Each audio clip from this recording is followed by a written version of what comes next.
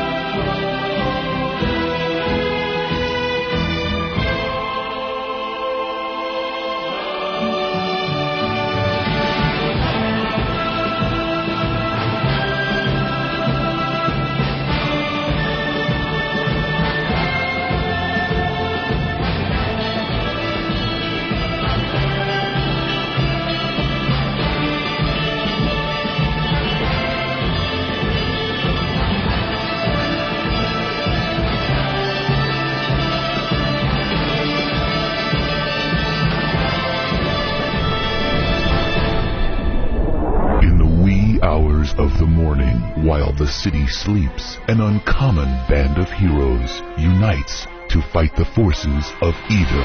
The Opie and Anthony Show. Oh, my sweet Jesus. With Op.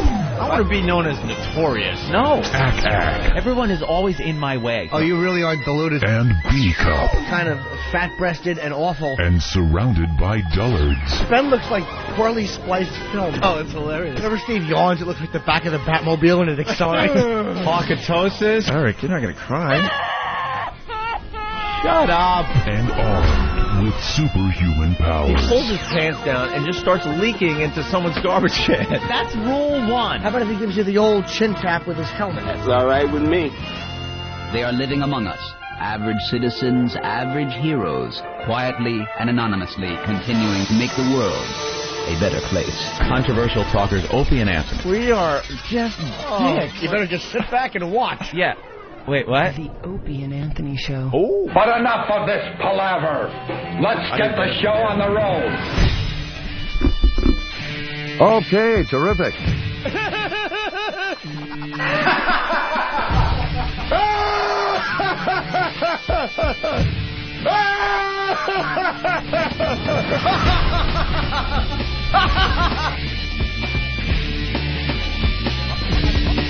You look like assholes right now, man. Hello, exactly.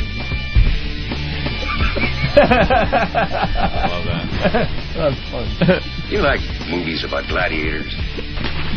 Fucking idiot. I'm a fucking idiot. You just mind the P's and Q's, Buster, and remember who you're dealing with. Ooh-ah. Pardon my French, but you're an asshole. You're not being fair. And welcome to the Opie and Anthony program, live from Washington, D.C. Hello. In the middle of the XM compound. Yes. Day 2 in D.C. Just trying to see if everything's working properly. So far, so good, I'm Everything thinking. Good? Everything good? We knew we were on the air today, and a little weird in my headphones. Something's a little odd. A little different? Yeah. There's some kind of little, almost a flange thing happening. Yeah. And it's not quite as loud and robust and nice as it was yesterday. It had like a nice bo sound to it yesterday, but it doesn't today. But, yeah. But we'll deal with it? Oh, yeah. All right. I don't care. It is Whip 'em Out Wednesday, but I don't know. It's a rainy mess down here in D.C. Nothing. It's just depressing. Walk out of the hotel. It's raining. It's still dark out. Oh, God, I hate this. Which is weird, because yesterday it was like 70 degrees down here. Was it that warm? It was way up there. It was at least in the 60s. So. I was getting a little warm in my parka walking down the street. I didn't bring like an intermediate kind of jacket, you know? So it's either no jacket, which it was a little too chilly for, or my huge winter North Pole parka that I wear in New York City on those 19-degree mornings. Yeah, you're still wearing that big, ridiculous coat. I know. I got the bubble coat. I got a woolly on. People are looking at me like, what is wrong with you? Are you on heroin or something? Yeah. You got to chill? Because it's... this is the only coat I brought. Get a little chilly. Yeah, what are we supposed to do? Pack a whole wardrobe for Washington? Why is Ben holding up an umbrella? Did you buy a $20 umbrella in your closet of your room? Oh, you decided to go with the umbrella? Pouring out. Yeah, I was going to take the umbrella, yeah. They were in the room for $20? Yeah, you didn't see that? No. You got to buy those? Yeah, of course you got to buy it. You can't just use it and bring it back and put it back? Why would you buy an umbrella when the walk to the car was maybe 10 feet? I walk. We had to walk a block or two, Steve or I. So all right. We're not going to actually be in the rain. Did Steve hold the umbrella over your head? Yeah. I did. Like Puff Daddy's assistant? Yeah. No? Nice umbrella. I had to do a little alteration around the room yesterday when we got in.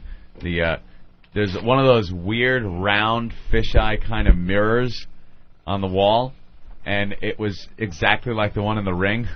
So I had to take it off and put it in the closet. I took it off the wall and put it in the closet because there's no way I'm waking up to take a leak at night, and I'm not going to look at that mirror as I walk to the bathroom. And if I see anything, even like a reflection from outside in there that I think is something weird, I'll lose my mind. Yeah. I'll be like freaked out like in the Ring. They'll find me with my face all, like the Ring. Do you have a weird shower in your room? What's weird about yours? My bathroom is completely soaked because they decided to have this cool design where there's no real, how can I explain it? There's no real lip to catch the water. Really? From going into the rest of the bathroom. Yeah, that's kind of a new thing that hotels do now. What do they just have glass up? No, there's no glass. It's just open in the bathroom? It's just a shower curtain. Yeah. With like a good 2 inches that it doesn't cover from the bottom of the shower curtain to the floor. At the handicap You have no tub, right? No tub, but it's a design where it's supposed to keep the water in it anyway. Yeah. But it's just bouncing all over. I mean, my bathroom is a complete swamp. And I tried everything. It's just, I guess it's a flaw in the design or something. It's a hotel. Who cares? Yeah, I don't care. That's what I say. I absolutely don't care. Do you have a seat in the thing? A little seat in the shower? Like a little thing to flip down and sit? I don't have a handicapped room. I think you do. Yeah. I don't have a handicapped room. Sounds like it might be. I know I'm handicapped, but I don't need the handicapped room. Yeah, I don't like getting the handicapped room. You've gotten the handicapped room? I've gotten it before. You get that big, wide bathroom door that you can just roll into. The little seat in the shower. Sit down and jack it. Give it the old Pat O'Brien in there. Yeah, we're going to get into Pat O'Brien. Oh. We should get into Pat O'Brien right away today because we didn't really do much after the show yesterday, except for Well, we did do a meeting. Yes, we had our meeting. I got to acknowledge something for the whole team. We are a collection of assholes. Yeah, well, we know we are that. a collection of misfits. Apparently everyone down here knows that, too. We are a collection of guys that have serious mental issues that we don't want to acknowledge. Lunatics. I mean, I look around. I know I got my problems, and I look at all you guys and go, God damn it, I'm not alone here, thank God. People would think some kind of successful program or anything that is a success has people involved that are, with it. They're on an even keel. Everyone's intelligent and not crazy. And this show, I think we're all really smart. But I I know that. But I'm just talking about we are complete. But we lunatics. I think this is how I look at it. I think we're all of us that work for this program are highly intelligent, but the problem is we really need people to dress us in the morning. Yeah. Like something is missing in our brains. Yeah, that's what I mean. We're retarded. In some way we're all retarded, and you look at the show and think, no, it's a successful show. They have to have their shit together and everybody's got it. No, we don't. I was looking around yesterday just going, what a collection of retards we have working for us, that we are. It's just, the show just rolls along on its merry retarded way every day. Somehow gets on the air. It's held together with, duct tape. Oh, by our fingernails we're hanging on because everybody involved with this program is a lunatic. Just a retard. But every day, somehow, a show gets pumped out. Yeah, it sure does. I don't know how it works. And you got to wonder if that's how just everything is in the world. Mm-hmm. No matter how together you think everybody is involved with anything that works and that's successful, maybe behind the scenes everyone is just an ass. Well, everyone is anxious to hear about our meeting yesterday, Anthony. Our big meeting. Ooh. And this is where I just have finally realized we're just a bunch of assholes. Mm-hmm. We've been complaining about the studio in New York for, 6 months? Yeah. And for the most part, it's a great studio, and it's great to be up there and working for XM. But, we got to fine-tune the place, right? And lately it's been, a lot of bitching about the equipment and the phones and this and that. So they finally set up this incredible meeting with the A-Team down here. The A-Team. These guys are they are, I don't know, they're just a bunch of geeks that just know how to get things done. They're problem solvers. Yeah, problem solvers, and they're coming to New York when we go on vacation. And when we get back on April 11th, everything's going to work perfectly, right? We can dare to dream. So we're in this conference room making sure that everything's going to be done. They're asking all of us individually, so what's wrong with your part of the studio? What's wrong with yours, Ann? What's wrong, Jim? What's wrong? Isn't that great? They're getting everybody's input on what's wrong, writing it down, and they're going to fix every problem. And I believe this was a high-powered meeting, Yeah. And big guys, you know what it is? It was guys that really don't have time to waste to sit there and do anything, but these guys are always doing something around here. There's plenty of stuff for them to do. Yeah, because they're taking us very seriously, and they want the equipment to work fine when we get back from vacation. Yeah. Well, Anthony and Norton spent the whole meeting staring at Ben's hog. And laughing like retards. And that's when I said, man, this show is in trouble. This was supposed to be the big meeting where we take care of all problems. I tried so hard to take everything seriously, and then I look over at Jim, and Jimmy's just pointing. He's pointing.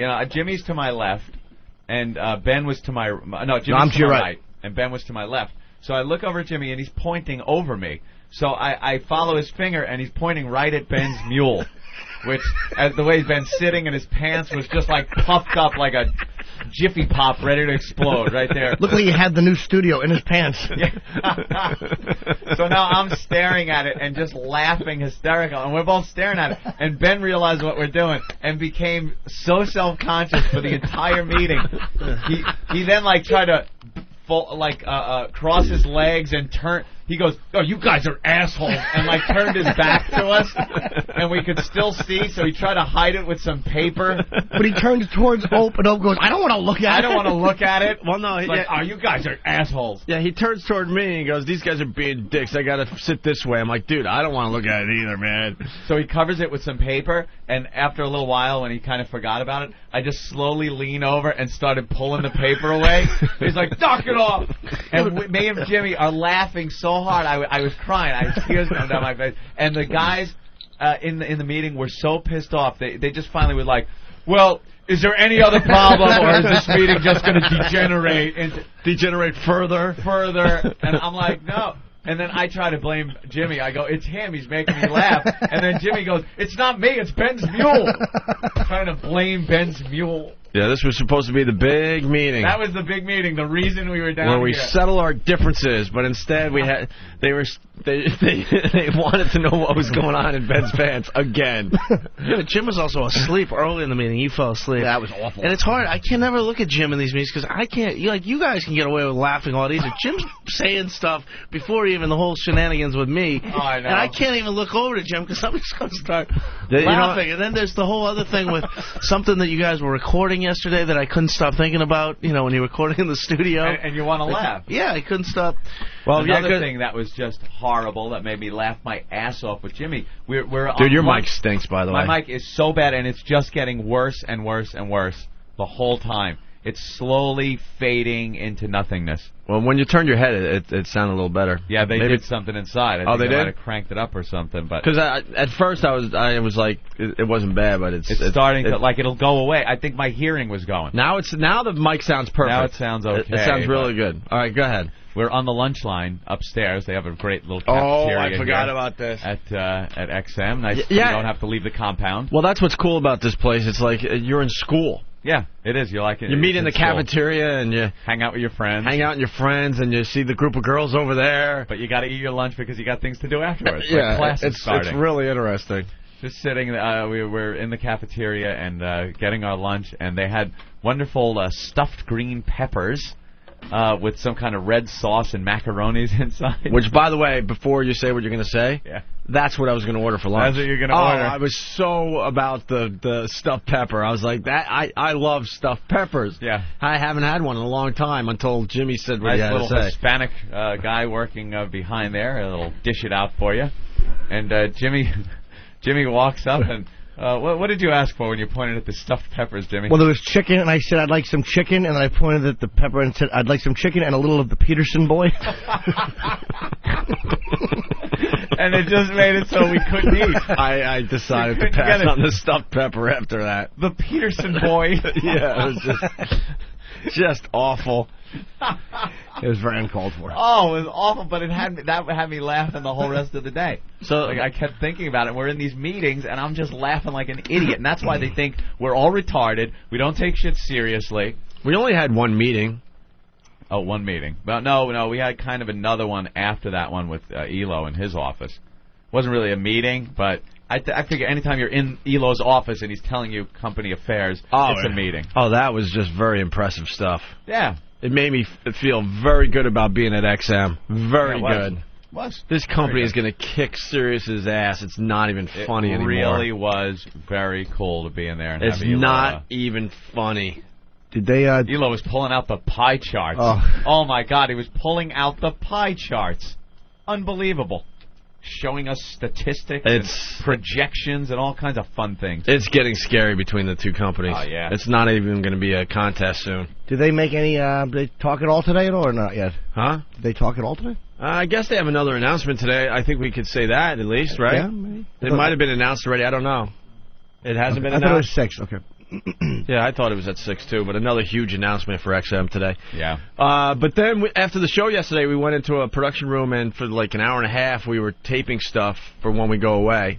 Yeah, we had a whole rundown. We're starting to do some things differently than in the past. In the past, we would go on vacation, just slap some worst ofs together and go, enjoy this. We don't care. Right. We're on vacation. But now we're setting up all the bits and introing them and adding new stuff. And, you know, it's going to be a lot of fun to listen to the show when we're on break. It really is. Yeah. There's probably going to be, I don't know, a few hours easily of new material. Yeah. And we were very giddy after the show, so... Giddy? Us introing some of these bits, half the time we didn't even intro the bits. What, do you want to play that? Yeah. Steve? Yeah, what's up? Fun stuff we were doing what I'm leading to is, we did this production session and for the worst of bits, and I was thinking maybe we could play one of the bits. Oh, not one of the bits, but one of the setups. Preview of what we're gonna say before the bit plays. Yeah, why not? You got a good vacation? One? Fun little setup. That was very fun, actually. Because you're thinking about the bits, you're talking to each other, we're all like laughing and goofing off and being cute. Exactly. Being cute. Yeah. Well, the goal was for us to go in the studio, take it very seriously, and say something like, "Hey, you're listening to Worst of Opie and Anthony. We come back live April 11th when we broadcast live from Boston, which we should give a plug. We'll be at Bill's Bar April 11th, opening day, Sox Yankees, 10 to 2, 10 a.m. to 2 p.m. on the East Coast. That's the show time. We want a lot of people to show up. It's going to be a great, great time. And then the next day, we're going to do another broadcast from Boston. We're going to do our morning show from a bar. Well, yeah, but we're going to do something. We're going to do it all ages that way because you've had so many emails and everything. Yeah. So we'll do it at the Paradise, which is out by BU, but you can be all ages and do breakfast and all that stuff, and we're going to get a band and everything. So that's Psycho Jimmy can finally show up. That O&A fan, he's like 17. He's got a complete serial murder in his future. Jimmy from Southie there? Oh, he's a kook. I love him. He's a huge fan. Like hardcore. There's guys like him that are, that aren't 21. Is he the one that's going to drive Wheelchair Fred? He probably was the one that I was thinking about. No, that's a different one. There's a lot of younger guys. 17. Hey, people say I sound like I'm talking through a paper towel tube. Yeah, it was a little weird. Like, what happened between yesterday, when the mic was really good and worked perfectly, and today? But now it's... Did anyone touch... No, it's still it's not as bad as it just was, though. It's not as loud as you. I feel I'm talking louder now because I'm not hearing it as good. That's better. Oh, Jaime! That's better. Jaime! What happened? Jaime just said something to Steve. Steve just got yelled out. Steve, what happened? I didn't get yelled at all, but you know that little red area where the levels are never supposed to hit? Now they're all in That's that not called being yelled at? Yeah, that no, was... it's just Jaime was throwing his arms around. And Jaime reached over Steve, just adjusted the knob, threw his hands up in the air and walked out. Yeah, well, that's not that's doing exactly what I've been told not to do for the last 6 months. Well, he's Jaime, and he told you to keep your bare dick beaters off of the equipment. Do as Jaime said. All right, so the second day in Boston, April 12th, we're going to have all the info on the website. Yeah, we'll put it all up today. We're going to have promos and stuff, but we're going to do an all-ages show April 12th, the day after our Bill's Bar broadcast, okay? Right. I want to try to keep it simple because it's starting to get a little complicated. But anyway, so that's what we're going to do. Like, hey, listen to the Worst of Opie and Anthony. Remember that time the girl came in with the lesbian couch? Do you remember? And the poker chips. Remember that time we was here and you were there? Do you remember? And that's all it's supposed to be. And well, in case you missed it, this is how it went down. Huddler. But instead, I think this is how it sounded yesterday when we recorded, right? Why don't we go to that, Steve, if you can? Listen.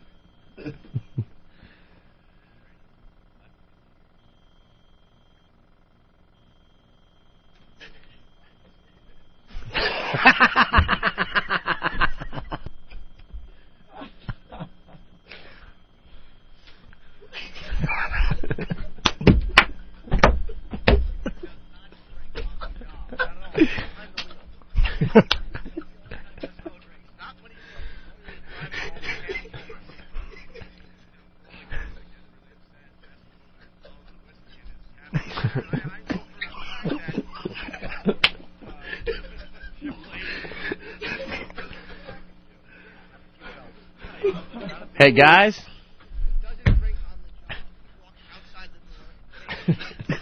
Guys.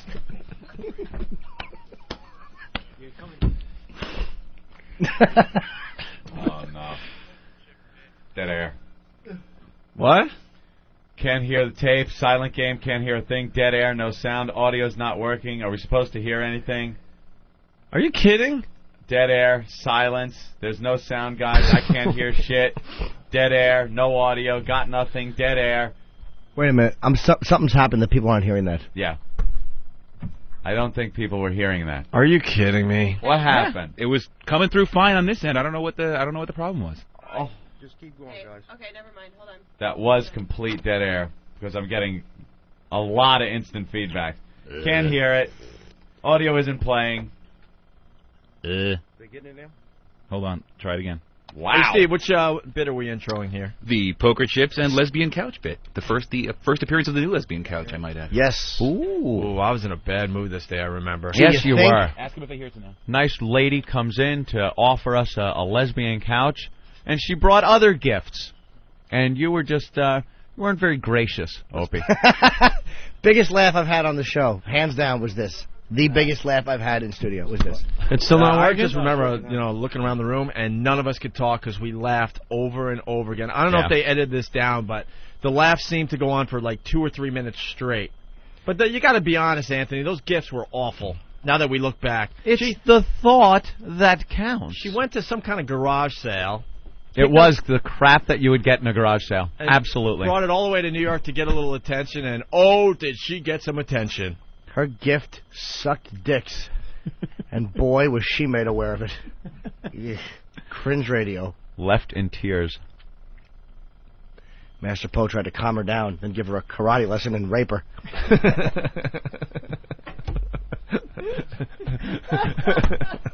Smooth things over. They shared some whiskey. Oh, Jesus. That's right. He does not drink on the job. Not at all. Only behind the wheel. That's the only time Master Poe drinks. Not when he's working. Only when he's driving home past children. Look, for all the guests that get really upset, Master Poe has bottles of whiskey in his cabinets there, and I know for a fact that him and the poker chip lady were swinging back a few. Yeah, have a few belts. Right. It's not a big deal. It's no big deal. He doesn't drink on the job. He walks outside the door and takes a belt and then walks right back in on the job. Don't worry, no one's listening to this show. No one cares. Everyone knows it's for the radio. Just silly. Just play the poker chip bit. And there you have it. Did it? It came out the second time? Oh, that one came through? Yeah. Steve, what'd you do wrong? There was one of the utility buses wasn't down on the board, and it just... Sure.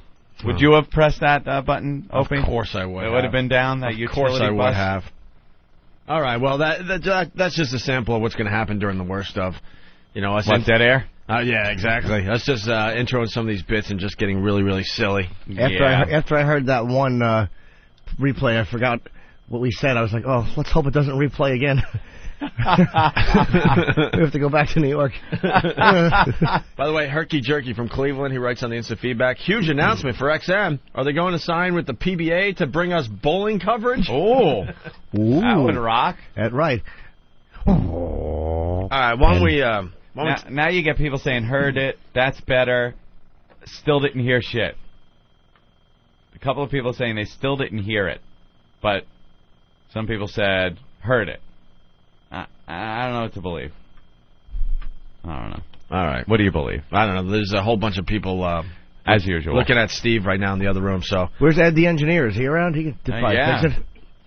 Jaime's on the case. So why don't we take a break? We'll regroup. Yeah. We'll start the Opie and Anthony show officially after the break. We'll bring Dee Dee in here to do the news. Oh. Fine. And we got to get into the latest on Pat O'Brien next. We got to get right into that. He's today. A dirty boy. Oh, it gets uglier for Pat O'Brien, and we'll tell you all about it next. Life in corporate America can be a grind. All they do is they remove the humor from everything. And you don't want to worry about your behavior around the office becoming a problem. I'm standing here with this erection feeling silly. You're going to need some sound advice. Talk less and suck more. From a qualified professional. I'm a stand-up comic who hates his own guts. New from the HIV Corporation. It's the Jim Norton Sensitivity Handbook. Sensitivity training. Maybe you could send someone from Human Resources in, and they can tickle my bag a little. I can go, ooh, very sensitive area, and then they can leave. Jim will help you construct a business plan. Greed is good. He'll guide you through the hiring process. Hire all fat chicks if you don't want them harassed. He's also a whiz at customer relations. Here's what you do, stupid. When they complain, you go, click. You take the phone. Click. Ladies will also enjoy Jim's wardrobe recommendations. You send them to training to not have those big tits showing during the workday. Jim is also an experienced marriage counselor. How could you marry a chick that won't drink out of your mule? And he can help mend even the most fractured of family relationships. I killed my wife with a hammer. And he'll also assist with time management. 1:30, Human Resources attempts to talk about sensitivity training. 1:35, they are wiping saliva that Jim Norton has spit on them off of themselves as he walks outdoor. End of meeting. Call 1-800-LOG-DROP for the Jim Norton Sensitivity Handbook. Order today. Meeting adjourned. Prepare to be wowed. What knockers? Okay, fine. Wow. Oh, wow. Get up, come on, get down with the sickness. Get up, come on, get down with the sickness. Get up, come on, get down with the sickness. Open up your head and the devil with the mate. Get up, come on, get down with the sickness. You must not get up, come on, get down with the sickness. You fucker, get up, come on, get down with the sickness. And this is the gift that has been given to me. We're back with the Opie and Anthony program. The O&A virus spreading across America. Second day in Washington, D.C. Dee Dee getting ready for the news. Dee Dee, you ready for the news? Not yet. I was just asking if she's ready. It looks like she's ready. She is so ready. She jumped up out of her seat and started running toward the studio. So we'll get her on in a few minutes. Why does she have on a leather mask this morning? She's like, can I just do the news today and not get spanked? But I think she really wants to get spanked again. Of course she does. That's why she mentioned it. I have a feeling that she would like a few more slaps to her rear. I don't want to get spanked. So what's going on back in New York? I hear Poe is freaking out or something? What's going on? I think Poe's on the line. Poe! Yep. We got Poe here.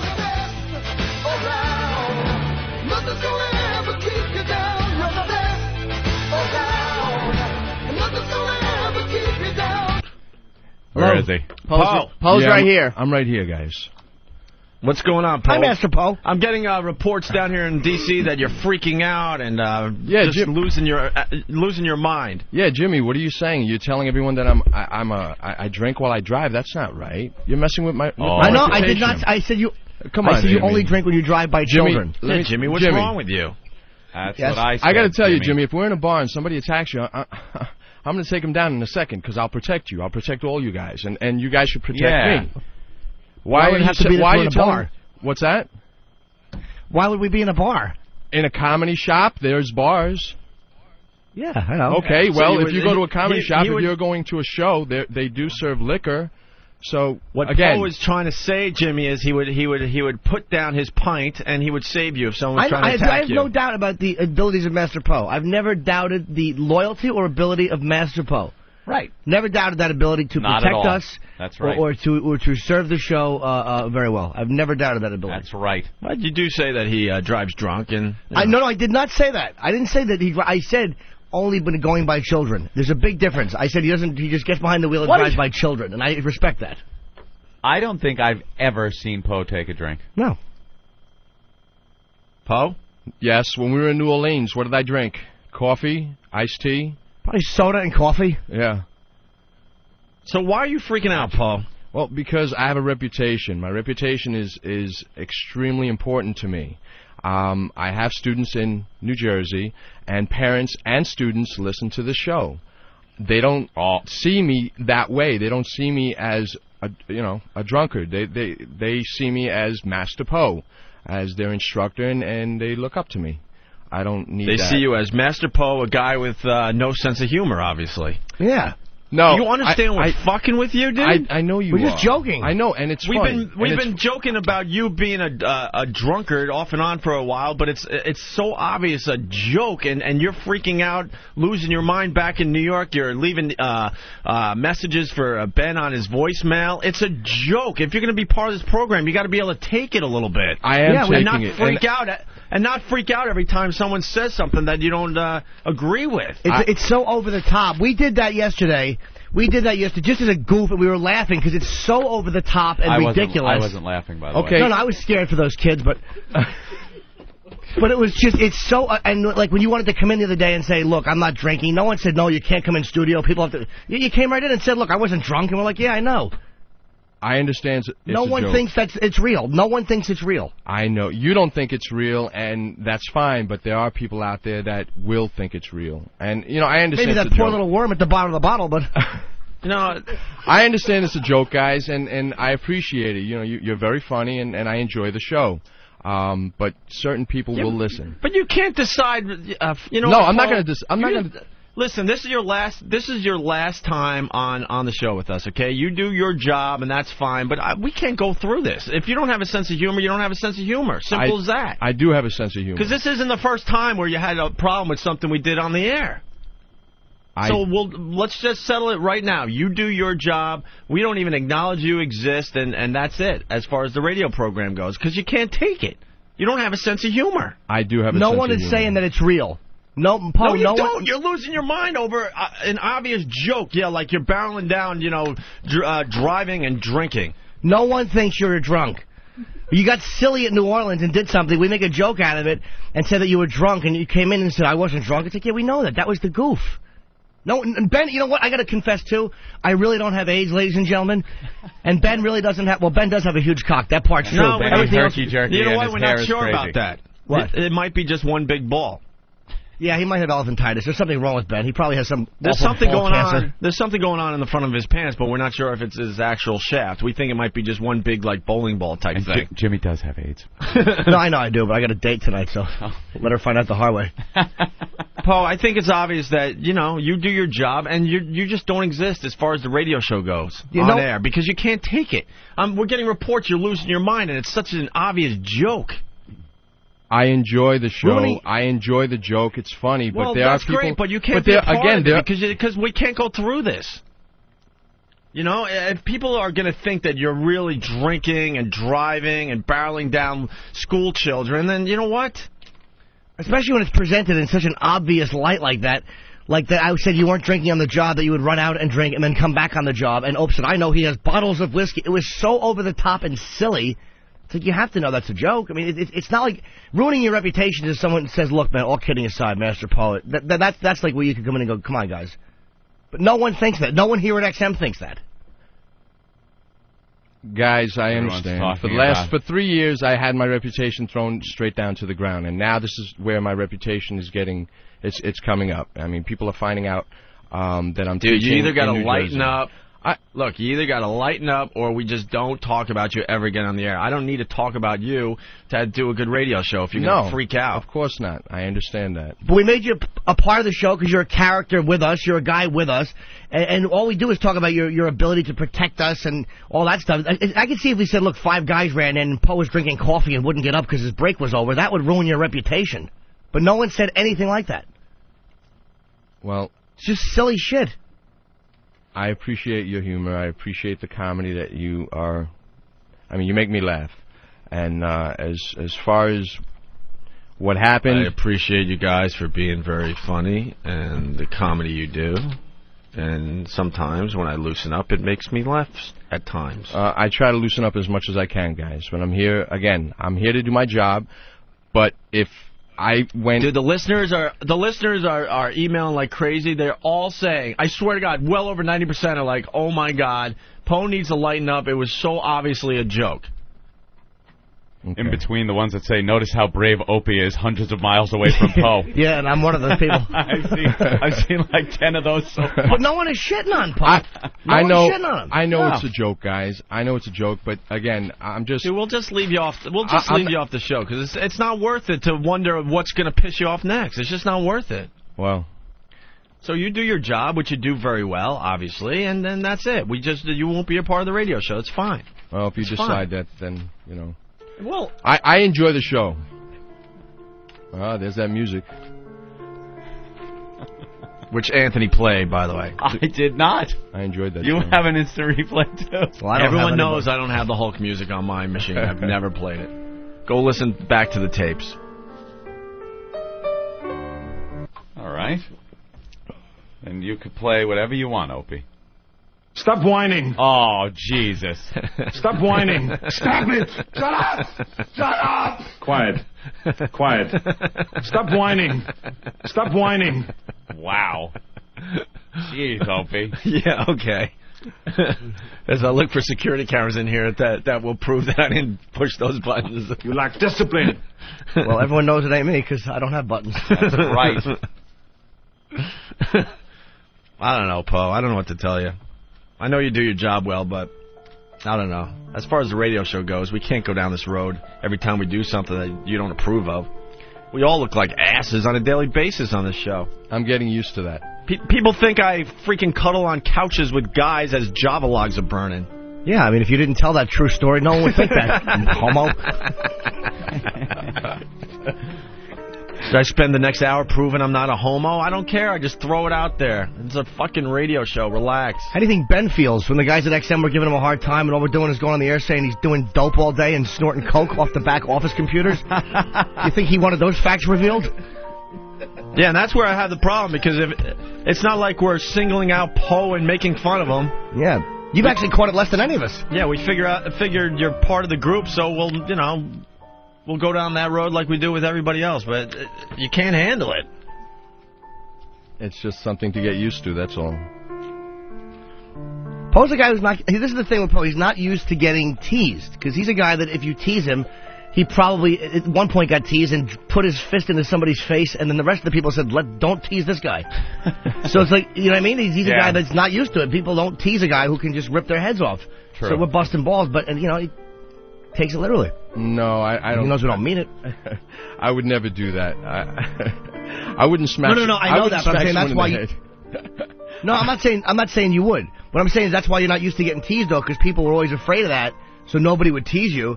And it's like, you know what I mean? It's like all we do is tease each other and shit on each other. Even when we're out eating, we just fucking rip each other. That's what we do. I know. Let's go to the phones and say hi to Big Papa. Big Papa, what's up? Hey, guys. Big Papa. Hey, man. Oh, that was his phone. That's it. Yeah, Big Papa's phone. Stupid phone. All right, how about Kevin in Chicago? Kevin, what's up? Hey, what's going on, fellas? Oh, you got to turn your radio down. Come on. Turn your radio down, mister. Why would you listen to the radio and... whatever. No, people don't. Yeah, listen. well, I'm Dummies. sorry. I'm sorry. But That's anyway, right. This is Kevin from Chicago. Can you hear me now? Yes, sweetie. Okay, that's Now good. that we wasted 30 seconds, go, Kevin. This was supposed to be a 10-second call. Okay, anyway, I just wanted to say the average listeners, that listen to you guys, everyone should know that Master Poe is a very disciplined type of guy and that he doesn't drink or do any type of drugs or anything. Then I just wanted to say that, he needs to suck it up, because me as being a black man, if I can listen to you guys show and laugh and, take the abuse that you guys dish out on race and everything, I think he should be able to handle this little bitty thing. It's something but a joke, you know what I'm saying? You're crazy. You listen to this show? We are awful. We're horrid. Yeah, You're the one. You guys, you're awful, and you sometimes get racist as hell, but I love you guys, man. Thank you, my brother. You know what, There Kevin. goes Kevin from Chicago. Jim in North Carolina. Jim? Yo. What's up, Yo. Jim? Yo, Jim. maybe a 12-step program for Paul. Seems maybe you touched a nerve with him. I don't think he needs a 12-step program, my friend. Sounds a little sad. Yeah, it's not- I don't know. I mean, everybody gets into trouble with booze once in a while. There he is. Now he's laughing. Poe's reaction is not one of being defensive about his alcoholism. He's just taking it too seriously that we're just kidding. People are saying he's going to go John Rambo on us when we get back there. Let's go to Jay. It's over. Hey, Jay. Hey, what's going on, fellas? It's not over till the bottle's empty. What's up, Jay? Morning, Can you guys Jay. hear me?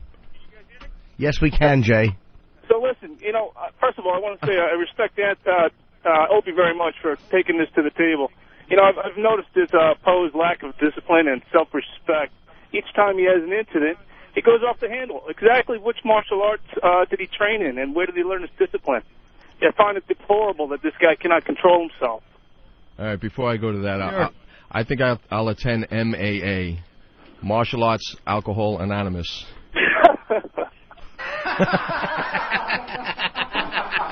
That's terrific. That's terrific. In any case, Paul, you need to go back to school. I think you need to on how to control yourself. Is that audio of Master Poe driving home? Oh, yeah.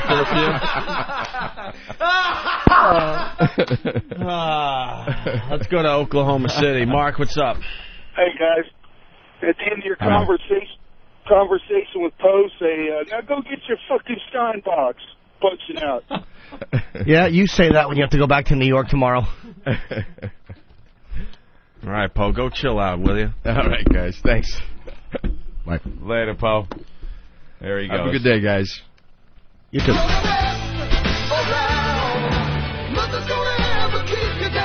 There he goes. That's been an ongoing soap opera for the last few days because we've been making these drinking jokes about Master Poe.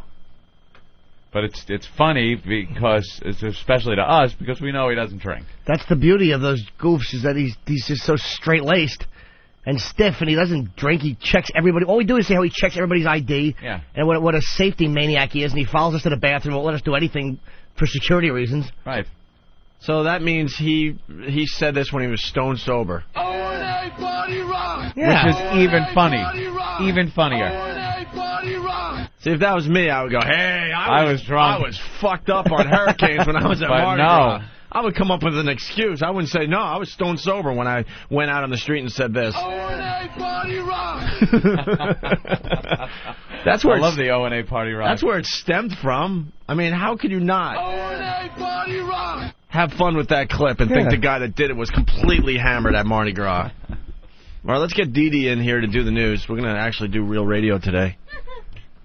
Someone said that Poe laughing, it's the kind of laugh someone gives right before they crack your windpipe with a knife edge of his hand.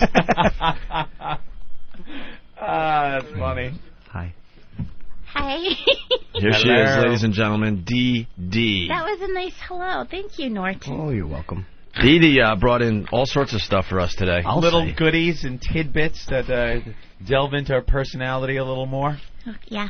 Kind of cool. cool. You tell me to bring something, so I brought some stuff. Yeah, well, she used to do her own radio show as Lisa Simpson. On Hot 99.5 in D.C. In D.C. Do we have a clip of Dee Dee, a.k.a. Lisa Simpson, doing her radio show? Hurry up and play it before we get a cease and desist. Yeah, she talks about, Shepard Smith? Yes. Oh. She has a thing for Shepard Smith, Anthony, during this break. Steve, if we could go to that tape. A gun.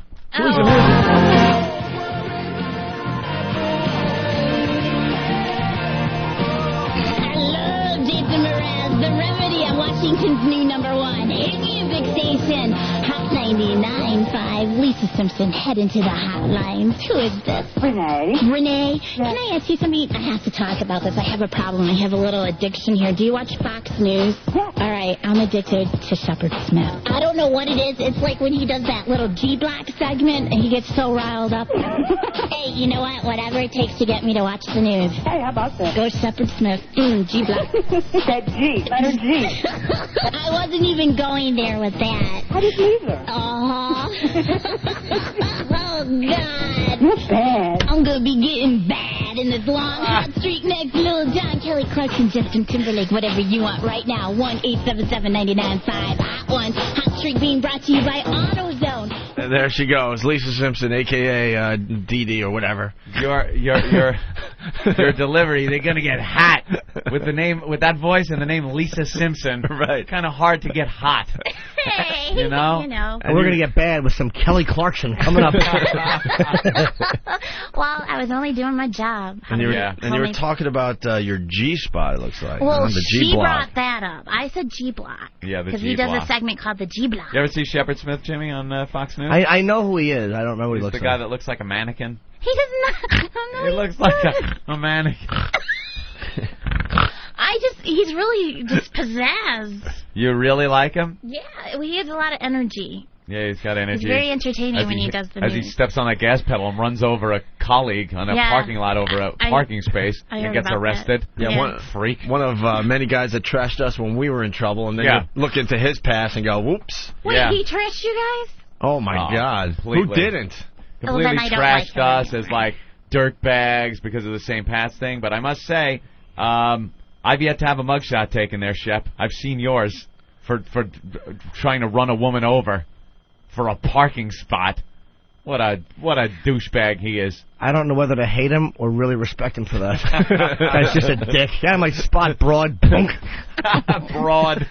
Hey, we got to back up just slightly because Stalker Patty wants on the program to tell everyone she has a sense of humor. Stalker Patty, what's up? What's up? I just wanted to say I have a sense of humor. You just have to understand that it's only a show, and that's what Master Poe has to do. He can't take it seriously. This is the beauty of this phone call. Master Poe, we're obviously, messing with. Stalker Patty, everything we say about you is the God's honest truth. We're not making jokes. Right. Yeah. Yeah. But anyway, I wanted to say hi to yeah. Jenny. Yeah. It's the only way I'm going to meet her. What? It's the only way I'm going to meet her. Meet who? Dee Dee. I wanted to say hi. Oh, God. Could you turn your radio down in the background? I think it's the I don't have anything on. I'm outside. Oh, my apologies. No, we still have a slight delay on the phones for some reason today. I don't know why. But, yeah, Dee Dee is going to pretty much take over for Stalker Patty on the program.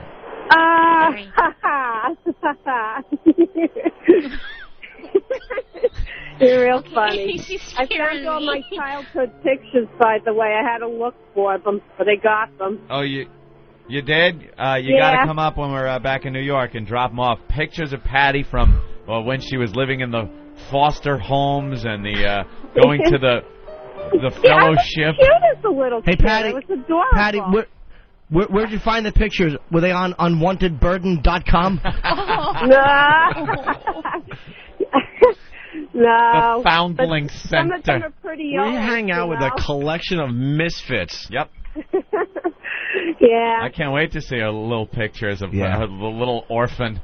You can bring those by tomorrow, I guess, Stalker Patty. Still has the same Sure. feet she did back I then. emailed Ben to tell him I was coming, chiclets. so I didn't hear back, but it takes a couple of days for that anyway. So I'll see you all tomorrow right. then, okay? And I'll bring some All you asses need to be on guard because we found Dee Dee.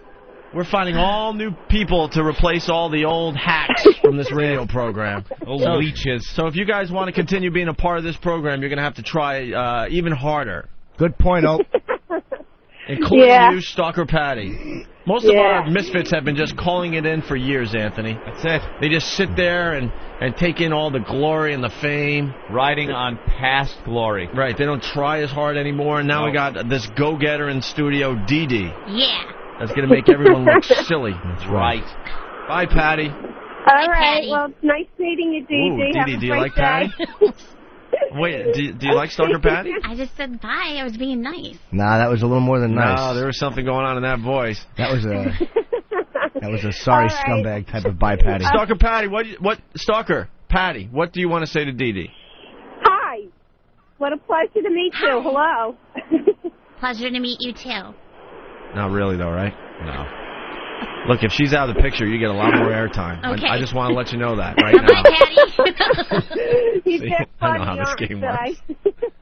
Pit them against each other. You hear that? They're funny, aren't they? Yeah. Patty, you should listen to the show a little closer because we're starting to obsess over Dee Dee here. We think she could bring us some great radio in the future. I listen to all the replays because I got to work during the show during the weeks, and I've been enjoying it. I love it when you go to Washington. All right, thank you. Okay. We got this bit we want you to do. We want you to read out of a porn magazine. Okay. Also, Anthony. You know what? I got whipped. I might as well do that. Really? Sure. Wait, I think I got. I'm a team player. I think I got a hustler in my bag. Oh, what a lucky coincidence, Ope. Oh my God, Jay! Swank in the control room. Hustler and Swank. Patty's laugh is only slightly less believable than Poe's, and Poe needs. we ought to put. Poe needs a spanking from Dee Dee. Someone suggesting up. I'll come to New York and spank him. Sure, I'll bring my whip. Someone's suggesting we put a hiccup at the end of O&A Party Rock. a drunken hiccup. That would be funny. That would be great. No, Steve on that. All right, Ben's going to find some stuff that he can read out of Swank and Hustler, okay? Swank. Also, don't tell my mom about that. Oh, we're calling your mom about something else today. Yeah. Remember we were talking about Jim Norton and his problems with prostitutes? Well, Jim Norton's mom listens to the program, and Jim Norton's mom left a message on his voicemail. Oh. And it's a great, great voicemail. We've played it a million times, and we're going to play it for your mom today. I'm sure she'll look forward to that. You know, one mother maybe giving, Jim advice. My mom's good with that. All right. See, and that also, would be good. Also, really fast, you brought in some newspaper clippings. We got to get this on the website as well. Way back in the day, you won like a Amy Carter lookalike contest or something? Yeah. Amy Carter lookalike. Have you seen this? No. It was in the newspaper. Yeah. What paper is that? It was an AP photo, so it went out all over. Oh, wow. That one's the Detroit one that he has in his hand. That was probably Sun-Times or something in Chicago. Wow. Yeah, I got to work with Barbara Eden at the Chicago Auto Show, waving to people in a miniature Dodge. You were in a little car, and you looked like Amy Carter. Yeah. And you would wave to me. Hi. She looks exactly like Amy Carter You in this hear photo. A weird coincidence? Around the same year, Ben's liver won a Billy Carter's liver lookalike contest. Look at Ben. Ben shakes his head, doesn't even look at Jimmy, and just makes this disgusted face. The alcohol is just seeping through his hair right now as we speak. Billy Carter just called and said, I'm ruining his reputation.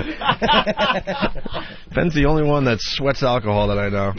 Anyway, there's a picture that says, this Amy doesn't need the Secret Service. What's the next best thing to being someone famous? Why? Looking like someone famous.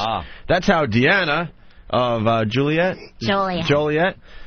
feels anyway. Deanna is a dead ringer for Amy Carter, the president's daughter, and that's why she had photographers flocking around her at the opening of... Photographers flocking around her at the opening of the Chicago Automobile Show this past weekend. So that's your claim to fame when you were younger. You look just like Amy Carter. Yeah. Wow, man. And I hear tell that you actually had a correspondence with Amy Carter? Yes, we used to correspond. We used to get postcards from her. I'll Really? bring some of those in next That's cool. time you guys are here. What did they say? Just, hi, I'm glad you're my friend. It's fun living in the White House, stuff like that. It's fun living in the White House. Cool. Yeah. I'm sure that you think, were they handwritten? Mm-hmm. Okay, cool. Oh, look at that. Very You nice. take good care of those things? Yeah, it would be cool to see what she looks like now, but... Yeah. How old is she? How old is Amy Carter? Well, she's a year older than me. Oh, okay. Well, how old are you? Upper 30s, I think, right? 37. Yeah. I'm 36. Young upper 30s.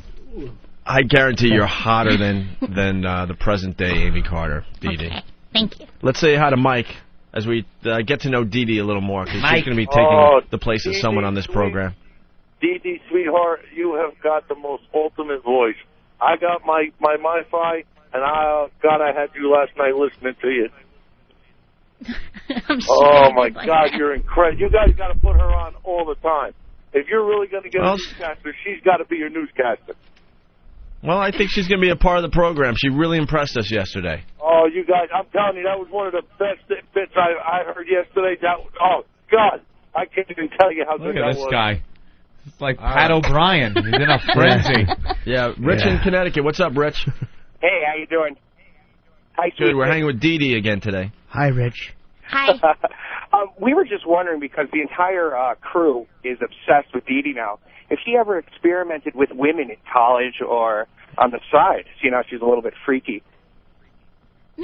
No women. But No never women. say never, right? Oh, you're open to anything, right? No, but, never say never. That's what Right. my mom always says. Wow, I'm sorry she didn't mean that. I don't think she was talking about, like, licking pussy. When she Yeah. Oh. All right. Like Opie. Dee Dee's mom said, I'm all about the cock. Oh, my God. Jesus. No women. You're confusing your mom's advice for some naughty things. No women. All right, well, Dee Dee's in studio again today, Anthony. Yes. And she's going to do the news for us. Do we have the teletype, or are we just going to go to the news with Dee Dee? And those guys are working hard. They're looking through the pornos to get some really, really saucy stuff for you to read. What's you with this saucy. muscle shirt? Oh, is that turning you on a bit? Well, the tattoos he wants everybody to see, obviously. Very cozy. Well, Steve, get in here. Oh, God. Dee Dee is like getting all turned on by Martini Steve's I like tattoos. Tattoos are cool. Yeah. What do you think, Dee Dee? They're interesting. Yeah, Steve's showing off some ink today. He's completely sleeveless. This is lack of clothes. I ran out of clothes as of last night. Oh, you did? Yeah, this is it for me. We're here for 2 days. Yeah, how did you run out of clothes? Yes. I worked out for 2 days? I actually packed for 3 days, but I've worked out twice and sweated up 2 different outfits. Oh, so. wow. Steve and I worked out after the show yesterday, Anthony, and the gym has like the heaviest weights are 25-pound, dumbbells, whatever. It's geeks, you know. It was awful. So you have to do like 50 reps to get any kind of workout. You really have to do like 50, 60 reps to feel it. So you wind up just working up this. It's a geek gym. That's why everyone here is like electronic geeks. I know. They're there shaking, trying to pick up the 10-pound weights. Look, obviously I'm no muscle man, but I like to, try to, stay in shape on the road. And I'm looking at this like, how are we ever going to get a workout? And Steve's like, well, we'll just do 50 or 60 reps of each exercise. Well, yeah, but we did. But then the push-ups afterwards. Yeah, that was killer. That was killer. So anyway, Dee Did you both do push-ups at the same time? Yeah. Cool. Two men. Yeah, just making sure that one wasn't lying on his stomach while the other one was over him doing push-ups. So you like the tattoos there, Dee Dee, huh? Sure, they're creative. Yeah. Well, thank you. All right. Are we ready for the news? Nice colors. Are we? Yeah, why don't we hit the news bed? And now with the news, it's Dee Dee live from Washington, D.C. Okay, this is bigger than the Shivo case. American Idol.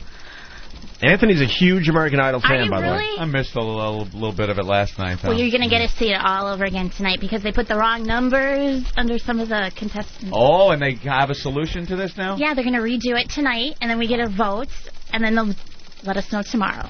Oh, look at that. They're stringing us along an extra day Yeah. for this week, those Who do you bastards. I don't really care. I like the blonde bimbo from the middle of nowhere, the farmer's daughter. The country girl kind of like? Yeah, I like her, too. Yeah. I like Bo. Bo's awesome. Who's Bo? The rocker dude with the long hair. Oh, yeah, the rocker dude. There's 2 rocker dudes in there. The one with the long blonde hair. One that's not bad. He's got a pretty good voice and his stage presence and stuff. And then that Constantine jackoff who's like a wannabe. No, I don't like him. I like the Bo guy, the cute one. That is awful. So you're still watching American Idol?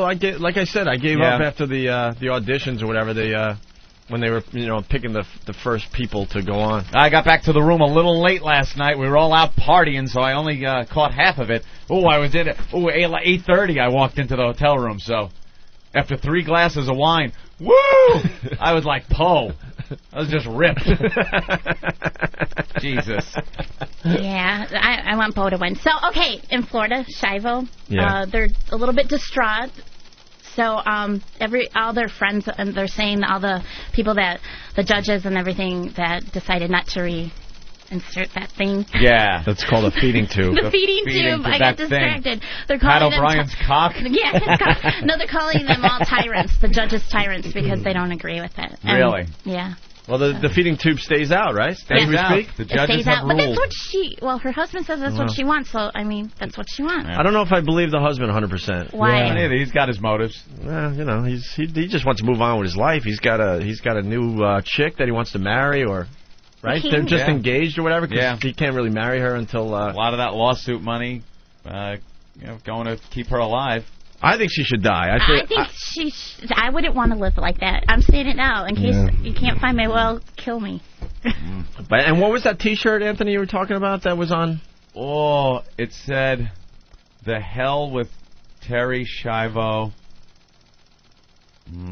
Let's stop feeding. Yes, stop feeding. Kirstie Alley. Kirstie Alley. That was it. God. That's a T-shirt that's becoming very popular. Yeah. Actually, that's kind of funny. Yeah, it's right up there with bullshirt. Bullshirt. It's a shirt. And did you hear about the guy, the golf coach in Florida? The golf? The golf, golf. Oh, G-O-U-F? G-O-L. L. There's an L in there. How can you say it? Golf. Because it's my accent say from golf Chicago. without the L. Golf. Golf. This was given to me by the links of St. Andrews. They invented the game, called it golf without the L. I am from Chicago. I can't help it. That's how my mom talks. All right, can you say that word again, please? You're playing golf today, Spalding. Okay. Can't wait to meet Golf. Spalding. Golf? Golf. Golf. Golf. Golf. Without the L. Oh, he's getting mad at something. Okay, golf. What? Golf. He keeps looking. Okay. So the golf coach spied on some female students from a gym ceiling perch. So he got caught doing that. Who, the guy in the ceiling? The golf coach got caught looking into the girls' locker room. Where was he? Wow, that rocks. He put like a little thing in the ceiling into their locker room. Put a peephole in the ceiling, right? Yeah, in Florida. You know that. So he's gonna. Oh, go ahead. Sorry. Oh no, go ahead. Well, it just brought back a memory. We've talked about it on the show a bunch of times. There was a gym teacher in my high school, and in his office, behind the corkboard, there was a hole into the ladies' locker room. And he used to just peer in there? We all did. Nice. No, you didn't. I swear to you. Someone discovered this thing, so we would, we were like gym helpers or something. I forgot exactly. I forgot what it was, because we were all on the basketball team and stuff, so we actually helped with gym and stuff, so we were able to hang out in this office whenever we wanted. So what we would do when we would have free periods, we would lock the door. This was the best thing that ever happened to me in high school, I'm telling you. It was unbelievable. And then I got to see all the girls that we thought were hot completely naked in the locker room. That's cool. Completely naked, showering, coming out of the showers. That's terrific. That would be scary if that. I don't think the gym teacher retired many years ago, and I don't think he ever got caught. It was amazing. It was just one of those things that we knew about, and it was behind the corkboard. So you lock the door, take the corkboard down, and you just had the best view. Well, this guy for an hour straight or whatever, 45 minutes during that period. How big was the hole? Just a teeny little hole, right? Just enough that you wouldn't be. I don't think you would be able to tell from the other side. No. It was unbelievable. That's scary. So the same. He's going to be suspended. So the same thing happened with this golf coach. Yep. He had a perch in the ceiling, in the gym ceiling, and looked right in. He wanted to look for. I guess he had something for one of his fellow teachers, but he was looking at 11 and 13-year-olds. Whoa. Yeah. Not cool. Well, that's not cool. And hot, but not cool. Guess who's pregnant? Demi Moore? No, she hasn't announced that yet. So Britney Spears? No, Punky Brewster. Oh, Slay Moo Fry. Wow, she's expecting in August. Who's the daddy? He's the producer of Punk'd. It's Jason Goldberg.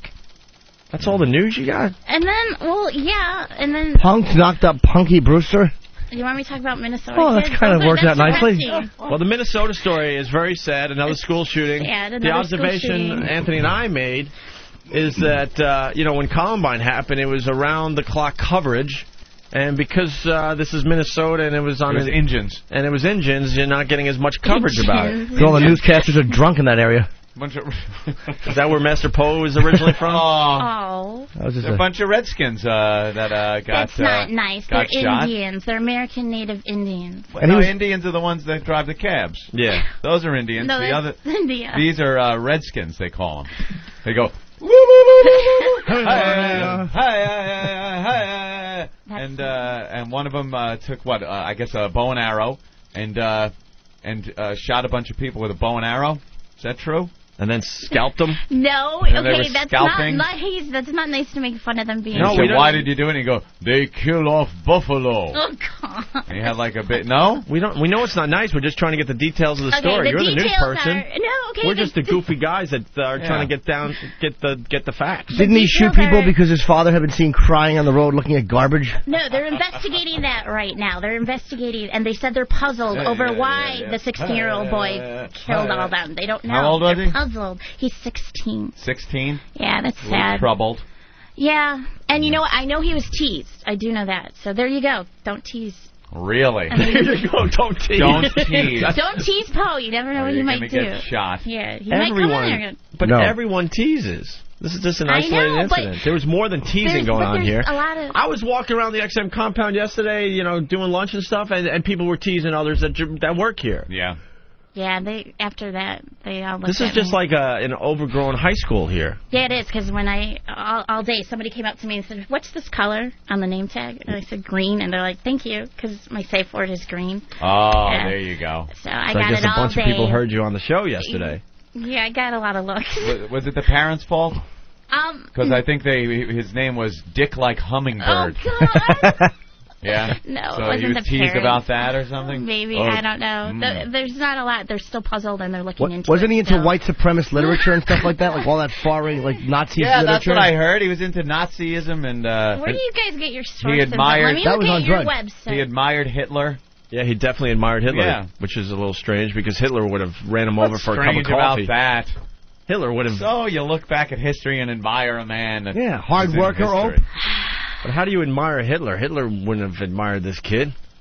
He would have ran him over. No, I don't know if American Indians were on Hitler's radar. He didn't care about them. They weren't directed his I think New he World was a Order. little busy with Europe, but if he was Yeah. over here, I think they'd be the ones that were kind of knocked off. They're not quite Aryan. I don't know. Even the Klan doesn't hate American Indians because I think the Klan's view is, well, they were here before anybody was, so you can't hate them. Really? That's what I've told. I don't know. I'm not a Klansman. You know a lot about the Klan there, Jimmy. I'm just telling you what I saw in Steve's room in one of the books. Oh. It's not that I'm a Klansman. I just like the way they dress. Oh, my God. And that's the news with Dee Dee? Yeah, I'll have more news on Michael later. Ooh. Or do you want me to do it now? Well, that would mean you're coming back in the studio. Sure. Yeah. She's feeling I'm letting Patty know I want more airtime. She's feeling very confident. The news. She's feeling very confident. She's not asking to come back. She's telling us she'll be back with Michael Jackson. It's my dominant side. I don't know. All right, and you'll collect some more stories? Sure. We want to do our news differently on this program. Every time you do a newscast, it's got to be like different stories. Yep. All right? Okay, so I'll do Michael Jackson. Well, you didn't talk about Barry Bonds. It's not. You look at. This is where I got it from. Our sources. What is the sources? Sources. You know what's going on with Barry Bonds if you want to be a news girl? Isn't he a baseball guy? I don't know. Well, he's a baseball guy, and he's threatening retirement. And some people are thinking that because of the steroid thing. Well, that's what some people are starting to say because he's had knee surgery in the off season, and I think he's had three knee surgeries at this point, and he's sick of how the media is treating him and his family. And Kevin Straley pointed out something, like he had a press conference talking about how sick he is as far as the media goes and how it's affecting his family. Yeah. And then the cameras pan over to his 13-year-old, and the kid is pretty distraught. Yeah. But you got to think, if you're a father, why are you bringing your kid to the press conference to talk about how the media is affecting your family? To try to get some sympathy? Yeah. And a lot of people starting to think, well, maybe, he's hinting at retirement because, he could go away from baseball and have his reputation intact. Doesn't have to take those tests. Because why would you even, talk about retiring from baseball when you're only, 42 homers away from the record? Yeah. And this is one season. This is, not 42, 52. This is the record. This is the number one record in sports. Yes. The all-time home run leader. It doesn't get any bigger than that. And he's That's so the big one. He's so close, and he's talking about retiring. So you got to wonder what's the real story here. He's just teasing. He's not going to really do it. Probably not. But now he's saying, I don't know if I'm going to play this year. We'll see. I don't know if my knee's going to be healthy enough. I don't know if I want to deal with the media anymore. That might be 2 seasons for Bonds if he has a few injuries, a portion of one full one and a piece of the way into the next one. He might, go 35, 40 home runs one year. Well, it's a no-brainer that he could, break this record. So, why would he talk about retirement unless there's another story here? I think steroids has something to do with it. Well, look, and they show a picture of him when he signed with the Pirates way back in the day, or in '92. So I guess he was already signed. Look at the difference in his head. His head is twice the size as it was back in 1992. How does your skull get that much bigger in 12, 13 years? Fat head. Ben's on the steroids. Shut up.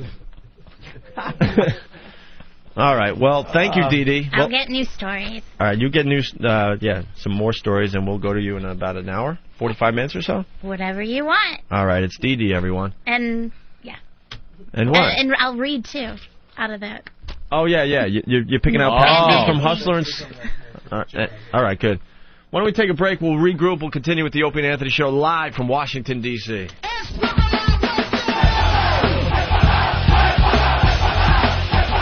Wednesday. Oh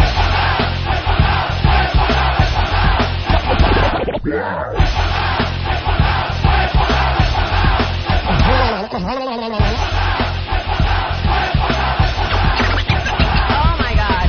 B-double-O-B. Boob. There's a lovely young lady showing her breasts. Boob. Boob. Boob. Naked. Chuck 'em. Girls all over the country flashing their lovely boobs. Guess how many boobs I saw today? Cans? I don't have those. You are spectacular. Blow me. Wednesday.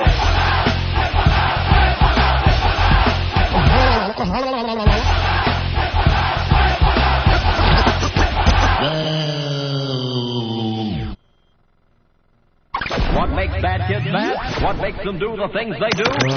Here it comes. Live. That's right. From Cracktown, USA. It's a joke. Deep in the heart of Washington, D.C. It's the Opie and Anthony Show. Quote, drive safely. Unquote. Isn't that lovely? Let's make a party out of it. Opie and Anthony Show.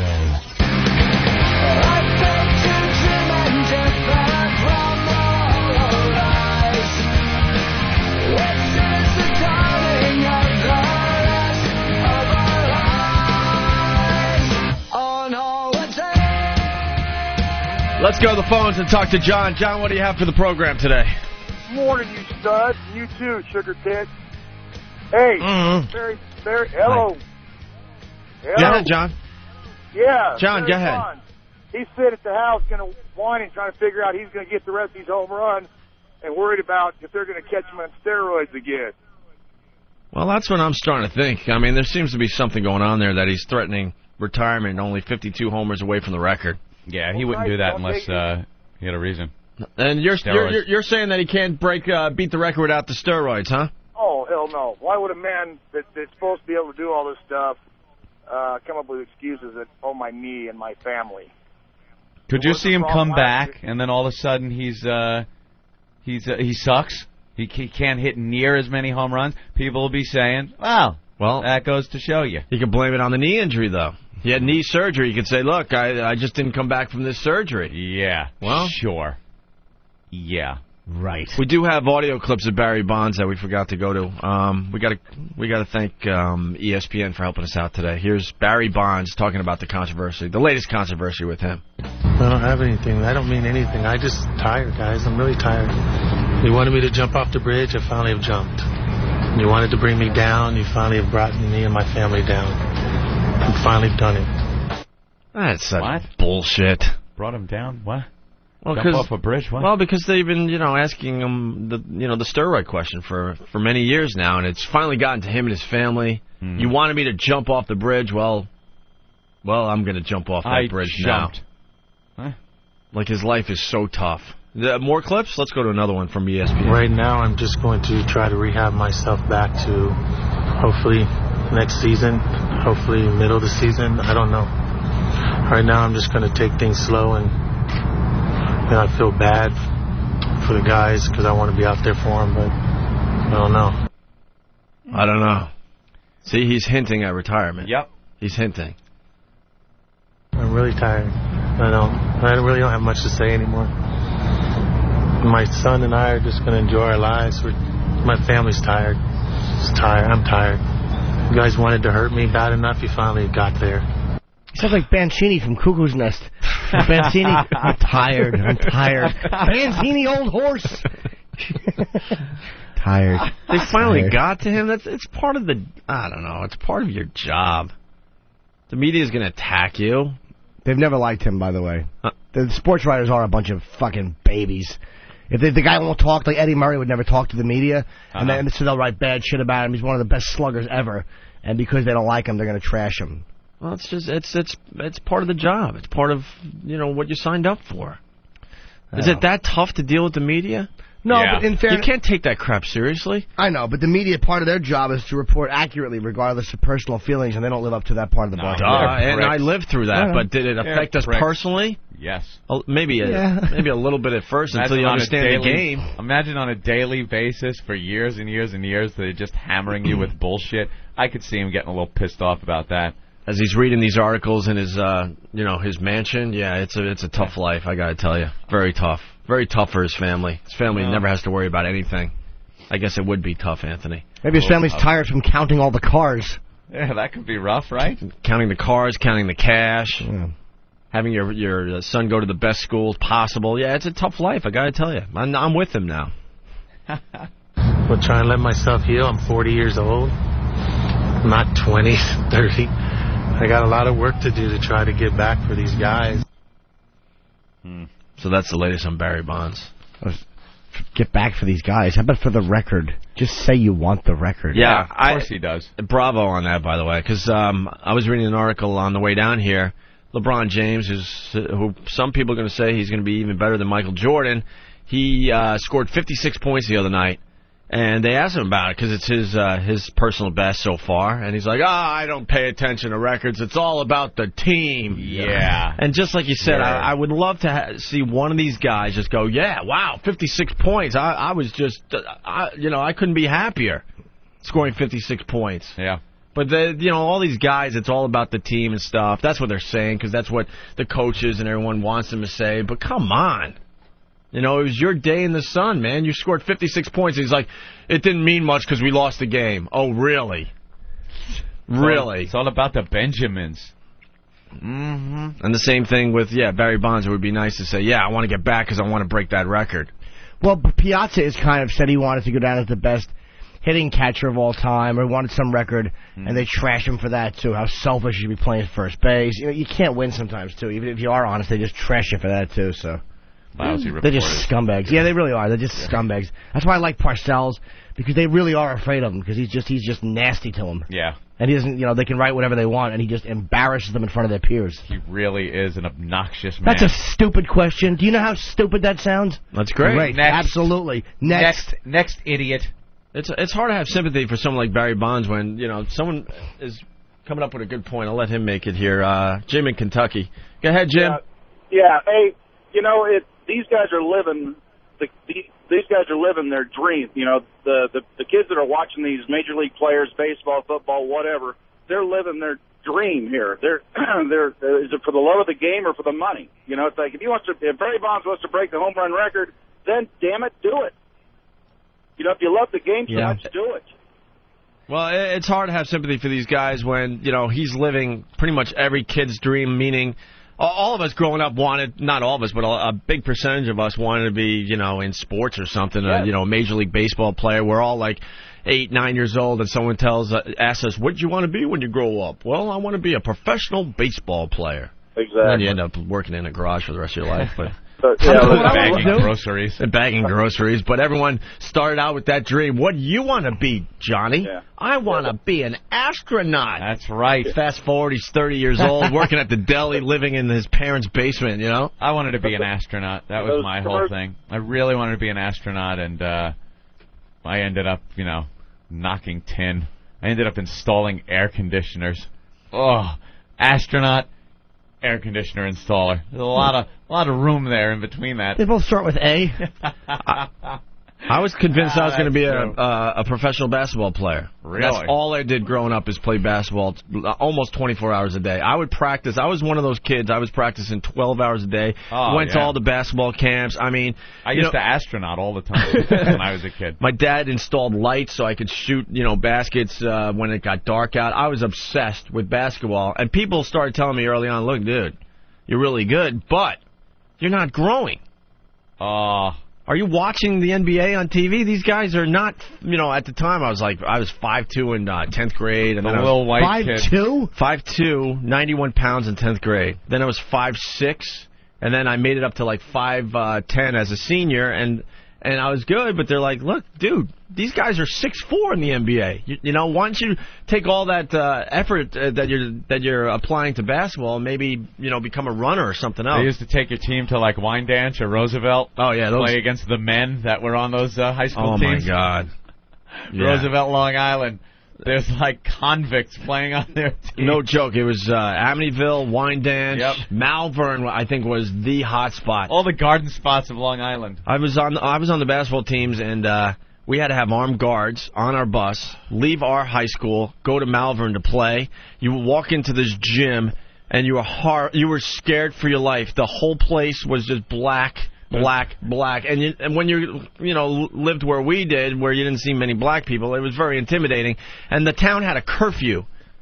The town had a curfew. It was so ugly back then. Walk into a cell block instead of a gymnasium. They were all rattling the bars around the court, and you're looking up. We had armed guards from the time we pulled up in front of the high school and the time we got back to our high school, basically. Did you win those games? Hell no. We got our asses handed to us because, like Anthony said, these kids looked like they were in their mid-20s. It's like what the hell's in the water? They had beards. Oh yeah, they all were just animals, absolute animals. They had to be left back 5 or 6 times. These guys are slam dunking like LeBron James, no problem, and we're just white kids thinking we're really good at our sport until we got the wake up call. And I tell the story, the black kids on our team that would walk around our high school like they were badasses and they would dress ghetto and all that.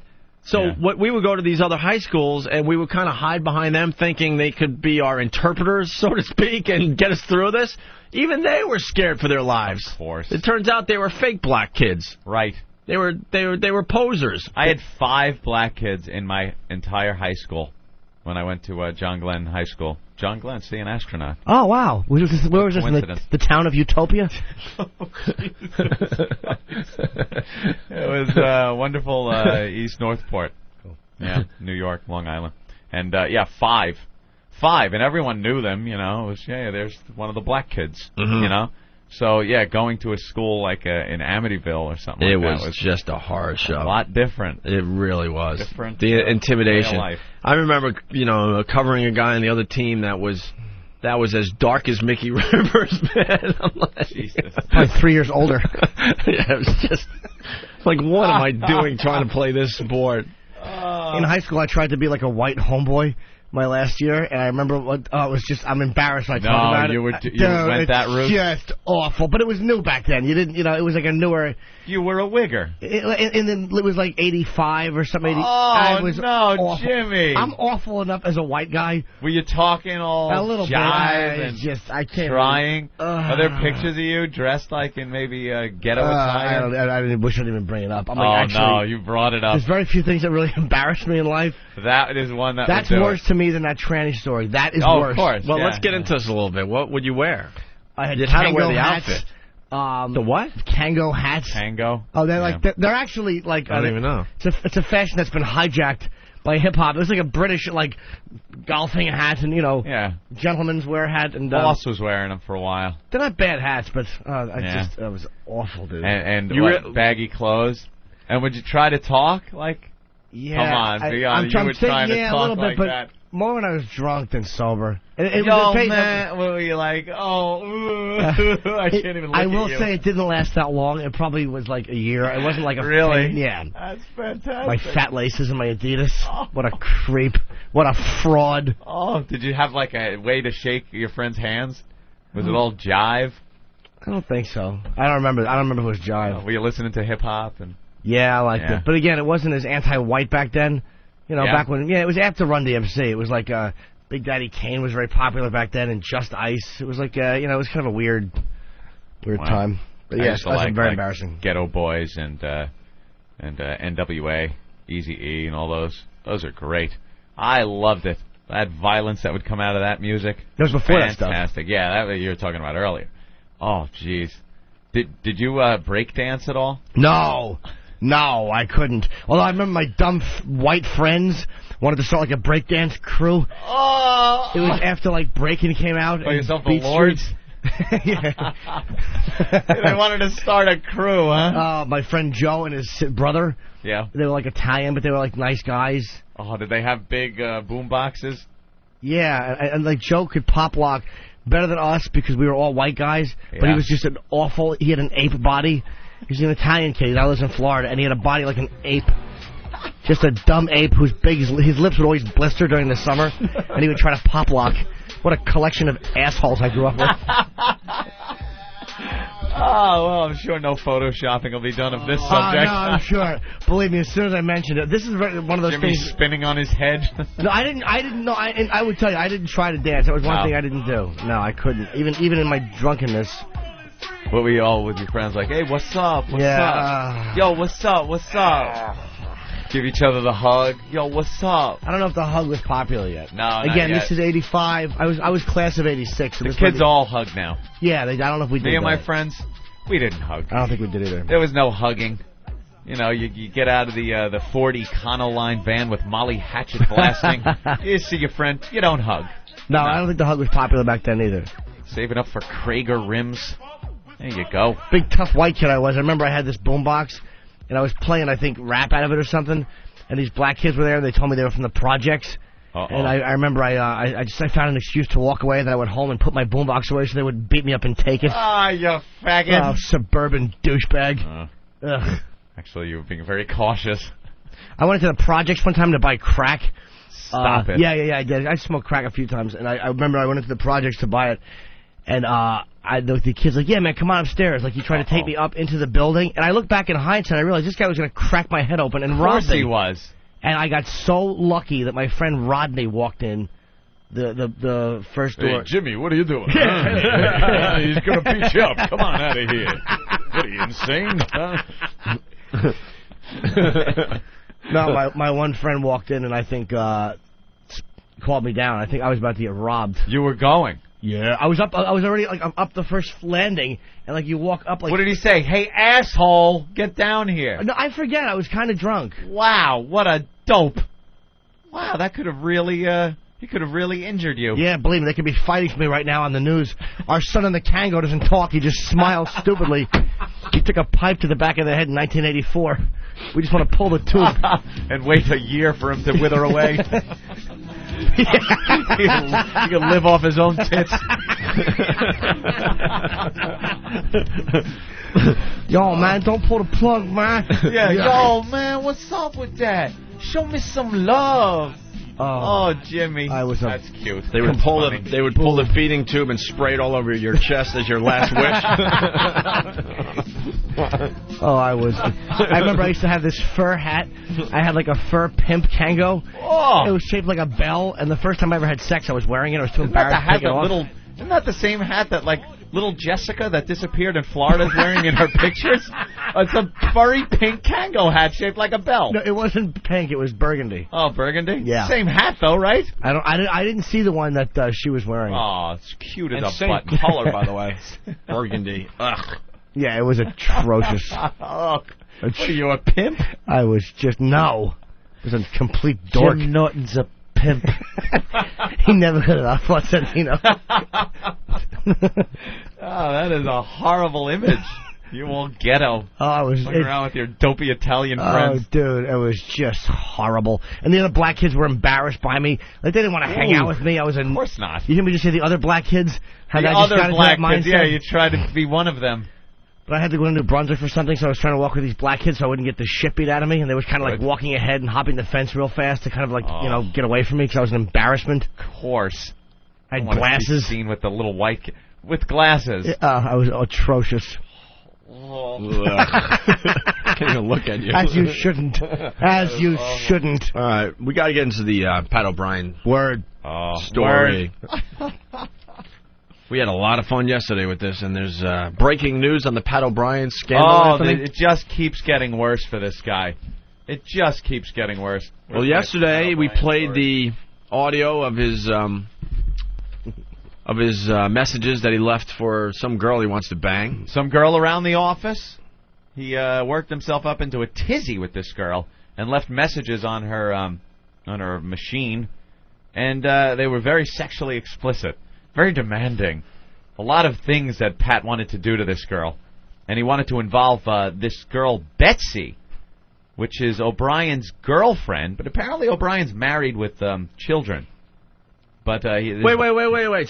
So just like we thought, Betsy is not his wife? No, his wife's name is Linda. All right, so he has one child with his wife, Linda. Okay, got it. And he has taken Betsy out with him in public to many events over the past few months. So he's banging Betsy. Maybe something's going on with his wife there. So he's got a wife, he's got Betsy, and then he wants to involve this third girl. This mystery girl that recorded this stuff from Pat. You want to play the audio again before you give the latest, or no? Oh, sure. Yeah? Yeah, let's listen in. All right, just in case people weren't listening yesterday, we got our hands on the Pat O'Brien tapes. A lot of stations playing this today on terrestrial radio because they've taken the whole day yesterday to bleep it. Yeah, that's the beauty of satellite radio, boys and girls. You're not hearing it this way on commercial radio, on your local morning show. By the way, I hear on instant feedback here that Don Imus gave us a big plug this morning. Nice compliment and stuff. Again? Thank you, Don. What did he say? Yeah. I guess he just said he likes us and, likes the Opie and Anthony show. Does he like Jim Norton, too? No, not really. I don't think he knows you. No. He's like Opie's buddy. He's taken Opie under his wing. But I like Imus. Yeah, it's really weird. Old chicken wing. I haven't talked to him in a while. I should call him today, see what he's been up to. Can I get a picture give of you him? some advice, Opie. Why don't you put on a big cowboy hat, get a fag bandana around your neck, and go, yeah, baby. Kiss me, I'm Imus. Yeah. We forgot to talk about that. For St. Patty's Day, I was watching a little before we went to the Hard Rock. I was watching a little of his radio show. It's on TV in the morning. I watched that show every morning when we were on hiatus, when I could, when I wasn't, traveling the globe. Crying. Or crying, right.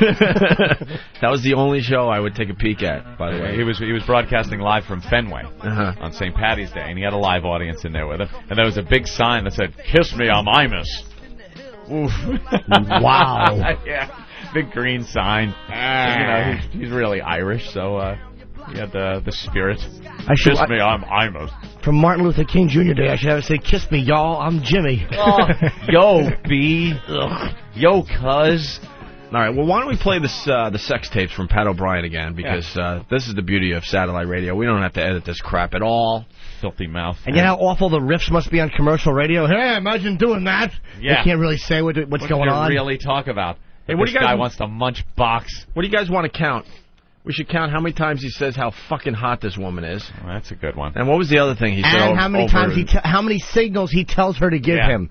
Signals. Like, all right, if you want me to do this, if you want me to eat your pussy and do that, just, herky jerk around the office. Like, he gives her these awful signals. Just wink. Just say yes. All right, well, why don't we play it Take again? a sip of a Diet Coke sometime during the day. Yeah. This guy's a horn dog. Oh, yeah. I mean, we all are, but this guy just took it to the next level, man. He's worked up into a froth.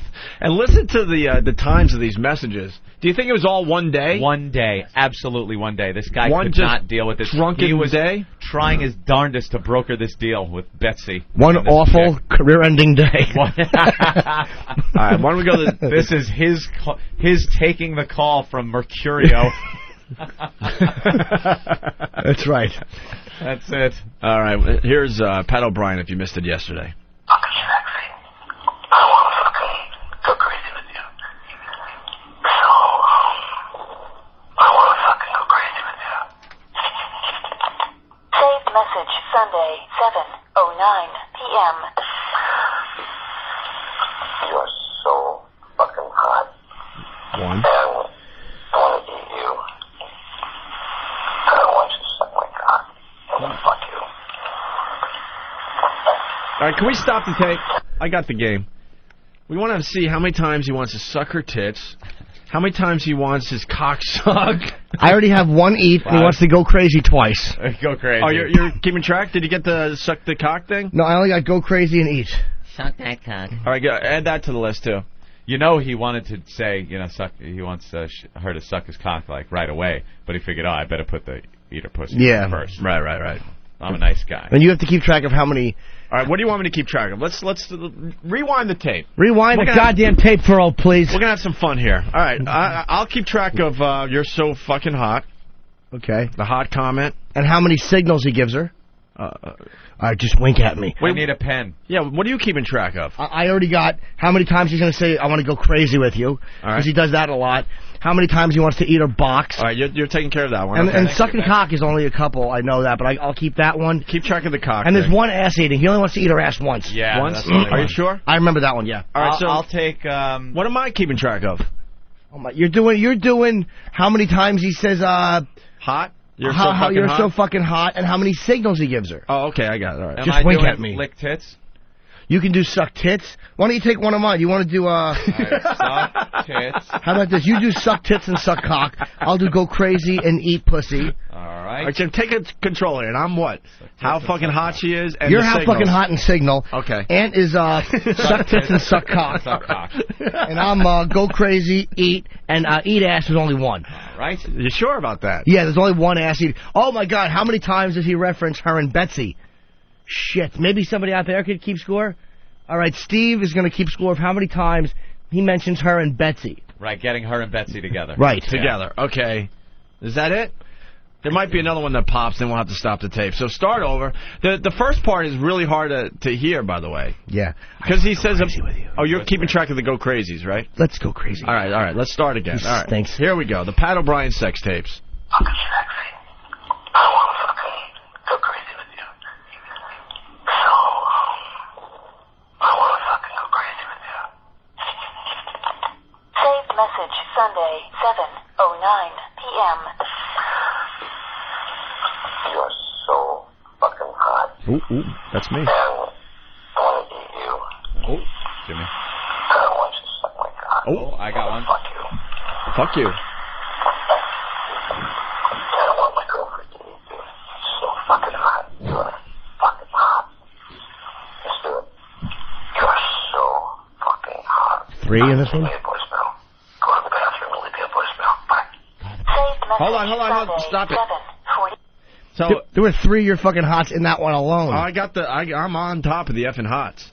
What about a signal? Like a voicemail, that's a signal, right? Yeah. Just leave a message? Well, no, leave me a voicemail is actually just to return my call. No, that's not like a creepy signal thing. That's just yeah. go leave me a message. All right, I don't have any signals yet then. He also referenced girlfriend. Now, does that qualify? Oh, as yeah, Betsy? it's Betsy. Okay. My That girlfriend, was. of course. We know who that bitch was. is. Okay. Yeah, we know all the players now, man. Yeah, just because he's on the down low. Oh, sorry, I just...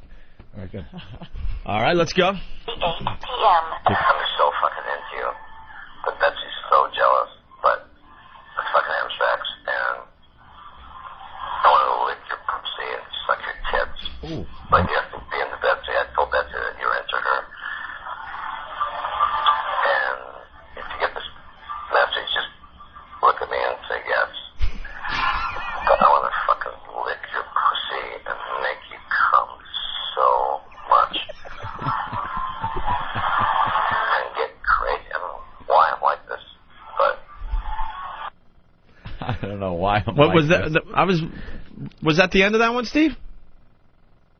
Not yet. All right, yeah, Not play yet. it out. Okay. Finish her out, Bear. Okay. I want you badly. I know you want me. But you have to be the Betsy, too. So when you get this message, if you agree with me, say yes. Saved message Sunday. What do you say? What's the last thing you said when you get this message? What? It was another signal, obviously. Was it a signal? Yeah. I think it was. It was definitely a signal. It just got garbled. Okay. So, all right. So far, you want to go around the room? He wants to here? go crazy 3 times. He wants to eat her pussy 3 times. The ass eating hasn't happened yet, and I want to fuck you. I took that one on myself on the good. DL. Good. Once. He only said once. Yeah, I'm keeping track of the F. All right. Well, all right. That's fine. He says you're so fucking hot 5 times so far. Wow. And he's given 2 signals. He wants to suck her tits 1 time and wants her to suck his cock once. That's it, huh? That's it. All right. And yes, Steve? How many Betsy references? He mentions Betsy 5 times total. Wow, is he brokering? Jesus, he's a redundant idiot, this guy. He doesn't want to lose Betsy. Nope. Okay. 7:51 p.m. So fucking hot. Just look at it. If you agree with anything I've said, just say yes to me. Or wink. Or wink, that's I 2. want to fucking go crazy with you. Drive you nuts.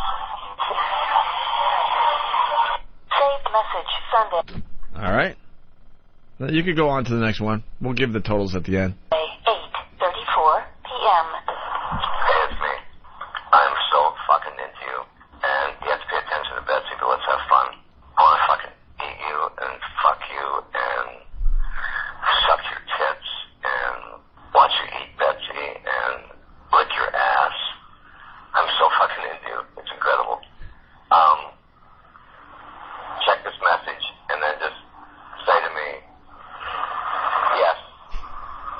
And kids can watch us. Let's just fucking have fun. I'm so fucking into you. You're so fucking hot. And I don't do this for a living. It's just like new to me. But I want to fucking make you crazy. Bye. Saved message. I think he says Bets can watch. Oh, Bets can watch. Bets can watch. Oh, good. Bets. That's very sexy. Bets. Hey, Bets. Who's keeping track of the sucking the tits? I am, 2. That's Only it? got 2 total. I didn't see it write down when the one went by. Yeah, no, I did. Oh, okay. There was 1 before, and now right. I just... I'm heard so that fucking into you. I wish we had done that. There's probably like 10 of them already. I hadn't written that. Yeah. I'm so fucking into you. How many more minutes of the sex tapes we got? 40? Looks like another 2.5 minutes. Oh, my God. Yeah. All right, let's go. Message Sunday, 9:04 p.m. Hey, it's me. You're so fucking hot. It's just like all of a sudden, I'm not into it, but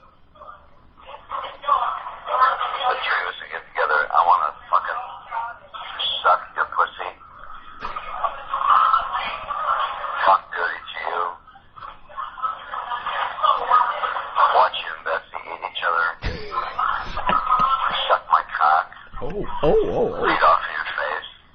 Beat off in your face. Yeah, write the beat off on your face. Get another woman up.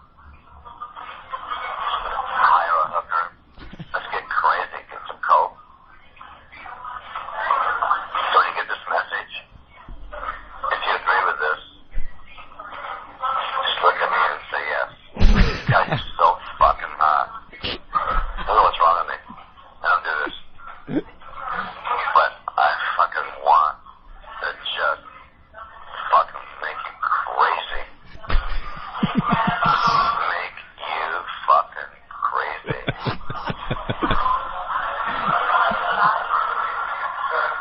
Convince Betsy that you're into her. I'm gonna watch you guys make out.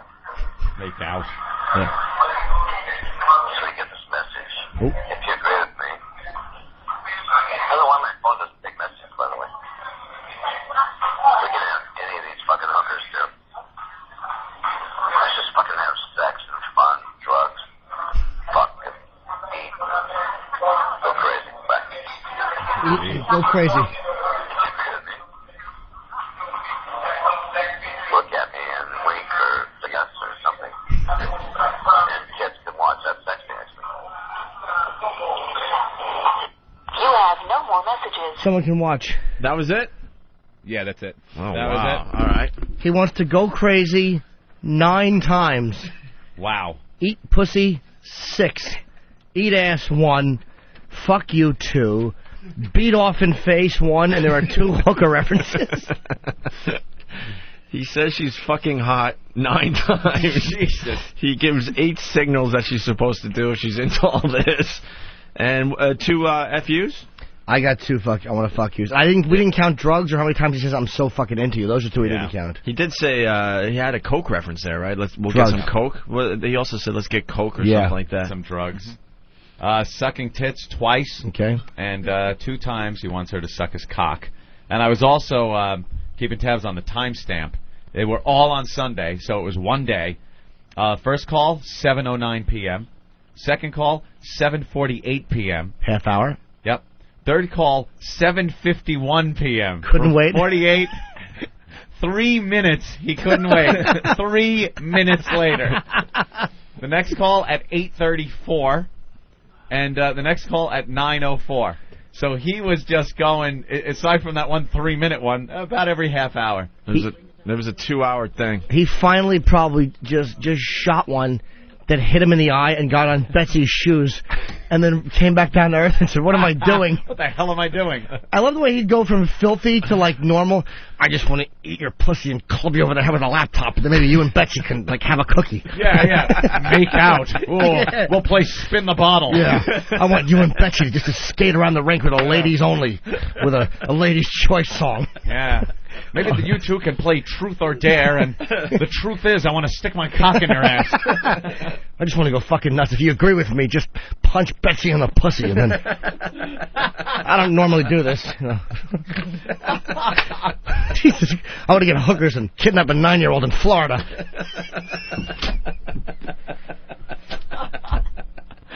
Oh, this is great. Listen, He is crazy. I tried to convince Wafa bin Laden that you're into her, but she wants to be a pop star. I want you to... Oh, if you're into this, grab a pregnant chick and dump her off a boat off Modesto.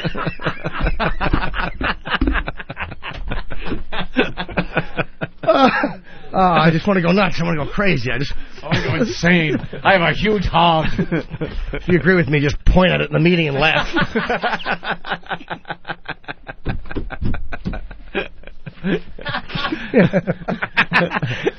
What a madman. Just wink at me. Just say yes. Just say yes.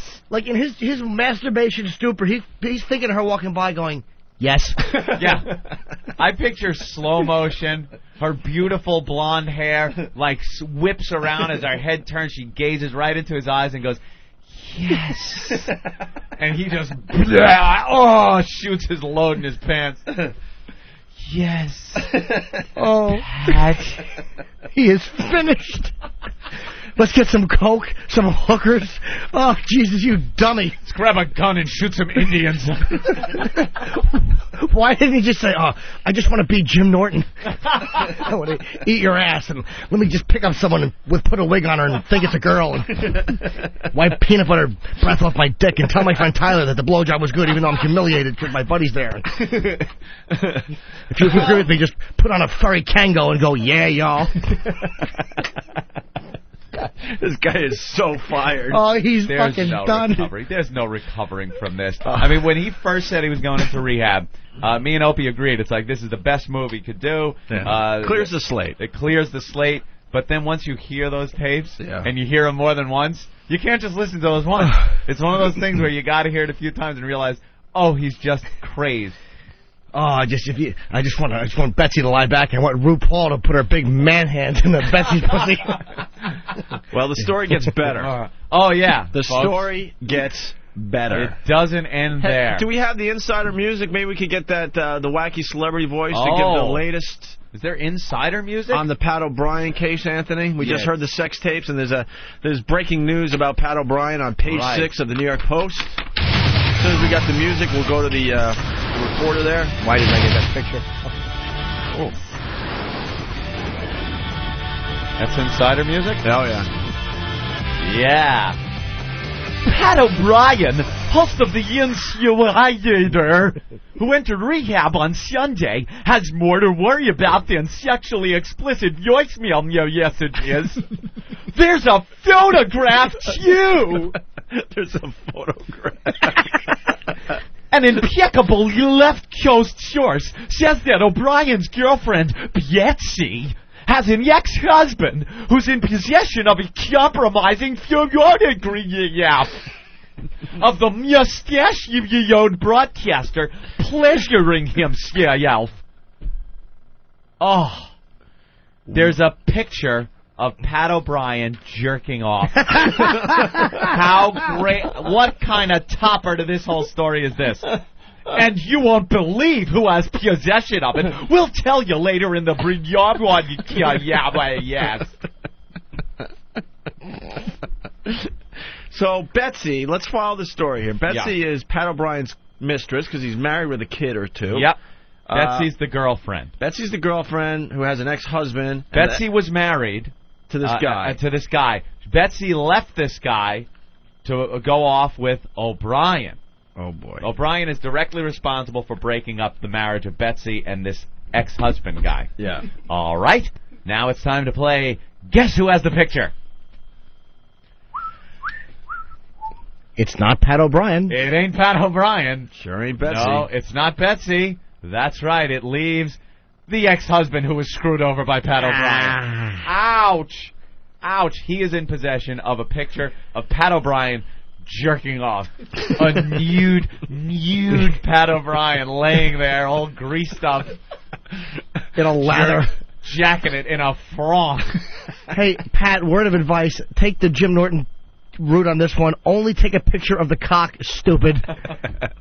No, from what I hear, it's a full picture of a sweaty Pat O'Brien, cock in hand. Why would you do that? Stroking away like a maniac. Like a monkey. That might be a clip. I wonder if that's from video. Oh, if that's video. Oh, it could only... If that's a video... Yeah, the ex-husband is said to be well off financially, but he might let the photo be sold to one of these supermarket weeklies because... He doesn't like O'Brien. He's finished with the divorce and he's moved on, said our source. Betsy figures prominently in the voicemails, which you just heard. A man who sounds like O'Brien is heard trying to coax an unidentified woman into a threesome. And then they have some transcripts of the tape we just heard. O'Brien has one child with his wife Linda, has taken Betsy out with him in public to many events over the past few months. So who knows? I think his marriage is done. Well, it's done now, obviously. Well, I wonder if Betsy works with him. I wonder if Betsy, he's taking her out in public. I wonder if she's some type of an assistant or type of a person that is acceptable to be seen with. Absolutely sounds like this Betsy works with him, as does the other girl, I think, because it says go to the bathroom and leave a voicemail message. So these are like he's just fucking the staff. This guy is banging his coworker. He's not back. A spokesman for the Insider said O'Brien won't be coming back to the show, quote, until he is better. But there's nothing wrong with him. He's just better acting at what, like, trying to proposition women? He's acting like a normal male. a normal male whipped up into just a frenzy. We've all been whipped up into He a frenzy, can't though, take it. Anthony. My God, man. Gee, it's only been 3 minutes. Let me call her back. I gotta fuck you. I have to fuck you. If there's any business you can survive this in, it is show business. It is around these other degenerates. I mean, that's the only shot he has. He'll get a gig somewhere. The thing is, now these entertainment shows, these gossip shows, these Ben shows, as I like to call them, they are based on this holier-than-thou attitude. They talk about celebrities with this, we're better than them, look what a sleazebag this guy is. It's always presented that way. They always put on that look like, and this one's in trouble again. There's no way Pat O'Brien can now come back on this show and point out people's scandals when everyone will just be looking going, oh yeah? Mr. Blink, if you want to lick my asshole, there's no way he could come back to this. Oh, if you want me to put my cock in your blinker, you might miss it. Yeah, I want you and Betsy to just finger each other and tongue each other's asshole. And if you want to do this, walk by and have moisture on your eyeball. Okay, she's into it. Fantastic. Someone is suggesting we play Let's Go Crazy by Prince and replay the tapes. Oh, let's go crazy. That's true. Let's get nuts. Let's get nuts. Can we do that? Let me tongue your pussy. It's great. Tomorrow, we could do it for tomorrow. Mix it and sound a good. teaser. Oh, a little teaser. You could make that all nice and nice. Ooh, I'll bet he can. We could have Derek do it back home there. Right. Ooh, or the other guy. Or Eric. Eric or Derek could, get that together for tomorrow, because we can't let these tapes go. There's so much more to do with them. I love the tapes. I want to hear a Drew Boogie mix made of the tapes. I want to hear the tapes spliced in, maybe with some of the stuff Dee Dee was saying. Oh, very Wouldn't that good. be cool? Kind of an exchange between Pat O'Brien and Dee Dee using the clips from the show. I'm thinking Stalker Patty. Stalker Patty, another one. She's a freak. Or maybe some clips of Pat O'Brien on Insider Edition. Or whatever the dumb show is, being dignified, and then all of a sudden, do you want to suck my cock? Comes out with those lines. Well, we only have 2 more shows before vacation. I'm thinking the listeners could get involved. What could you do with the tapes? With the Pat O'Brien tapes. Is the audio up on Foundry Music so people could, download it and have some fun with it and send in some mixes for us? I think we can make it available on a limited basis. We have to do this immediately, though, so maybe we could get some fine production pieces by Friday. Okay. We got some very talented listeners that listen to this program. Why on a limited basis? What's the matter? Well, because you never know who's investigating these kind of things. Like with the Fred Durst video, the FBI and the Secret Service were getting involved. Same thing with the Paris Hilton. So you want to be real careful about who posts it and who distributes it. Yeah, but they're all, all right. Well, just throw it up there real fast so people can get a copy, and then they'll do whatever with the Secret Service. Apparently, one of Imus's female interns, very good-looking female, went to work for Pat O'Brien about 8 months ago. Wow, I wonder if maybe she's one of the girls in question. Or what her name is. Please tell me that's Imus her. with a little inside edge. All right. Well, why don't we take a break? On the way, we got Dee Dee. Dee Dee's coming back in to do the news. Also, Tom Green is calling the show today. Only the best guest for the Opie and Anthony program. We had an argument with Ben over the fact that was it Tom Green or is it the new host of Current Affair, Tim Green? Yeah. And Ben, very confident. You guys want to make a bet? Green. You want to? No, I have full faith in you, Ben. Yeah, Opie, come on. You've been since yesterday. You're like, no. It's Tim Opie Green. had a good point. He's like, why would Tom Green be calling? He's done nothing. He's doing nothing. Exactly. And Tim Green is the one everyone's talking to these days because Current Affair is about to relaunch. Premiere. You already played your poker face. Now I know it's Tom Green, so I'm not taking that bet. Remember the Current Affair little Yeah, I used to love Current Affair. I'm glad it's coming back. It was Maury Povich used to host that. So did O'Reilly, right? Yeah, O'Reilly did it after Povich. Steve Dunleavy was on it. Dunleavy, yeah, O'Reilly. Drunk. O'Reilly wants to make believe he never did that type of thing. So. By the way, it's a really funny character in one of these magazines. Dunleavy makes Poe look like a Mormon. Hey, Rob Dibble is calling in too. I think we're trying to get him. Yeah, I don't know if he's so we awake can talk yet. about Bonds a little bit more. Sure. Ooh. Also, second Boston date. We're going to announce it officially. We already have. I know. Why did you write second Boston date? Well, no, just so we can announce it again. All right, why don't you announce it again? Because here's the deal. We're going to need the help of the faithful listeners. We're going on break for 2 weeks after Friday's show. And the first broadcast when we get back from vacation is going to be a live broadcast from Boston. And we want to see a lot of the old faces and a lot of the new faces. But we're not going to be able to promote it too well, except for promos during Worstow and stuff like that. But basically, April 11th, we're going to be at Bill's Bar on Lansdowne Street. That's right behind the Green Monster. It's opening day for the Sox. They're playing the Yankees. It's just going to be a zoo up there. We're changing the time of our broadcast for that day only. It's going to be 10 a.m. to 2 p.m. East Coast time. But we want everyone to show up at Bill's Bar on Lansdowne Street, okay? Of course. That's a 21 and over show because we're going to be serving alcohol and all that. But a lot of people bitch because they're under 21, so we decided we're going to stay in Boston an extra day. And on Tuesday, we're going to do our morning show. This is where it gets a little confusing, but all this will be up on the websites and stuff and in promos. The next day, Tuesday, April 12th, we're going to be at the Paradise? Yes, on Com Ave. On Com Ave, and we're doing our regular show from there, 7 a.m. to 11 a.m. We'll have coffee and a couple bands, hopefully, and other things. And Anthony. Yes? We learned only recently that Ben has been friends with Spalding from Caddyshack forever. How do you keep this a secret? I thought you guys would have known this. In Boston, everyone knows John. Spalding. And John called me back. John Barman. He's going to be there. He's going to be at Bill's, and maybe we'll get him to come to the party. He's still acting? Still doing no, that's the only movie he's ever done. Yeah, you look in Internet Movie Database. That's it. He's had all kinds of businesses and been successful. Was he typecast as a complete tool, and that's why he couldn't? Because, boy, did he play that up well. When you guys see him, and I just figured... I'm playing tennis today. You're playing golf, Spalding. he looks very much like Spalding. He still kind of looks like Spalding. I mean, you'll see him go, oh, my God, it's Spalding. So he's going to be there. How'd you like to mow my lawn? So Anthony and I are beyond excited to talk to Spalding. I love Spalding. There's other celebrities, too. We've got other celebrities that we can't talk talk about. That guy realize he's been in one of the most famous movies ever made? And one of the best characters ever. Of course, Spalding. When he's picking his nose and we're all betting on it. I want a hamburger, and I want a hot dog, and I want French fries, and you'll get nothing and like it. How about when he pukes in the sunroof of the Porsche? He's walking around drinking the drinks, and he drinks the one with the cigarette butt in it. Duty! Duty! Oh, he yelled duty. Spalding! I forgot he yelled duty. No! I forgot he was the one. Damn. All right, very good.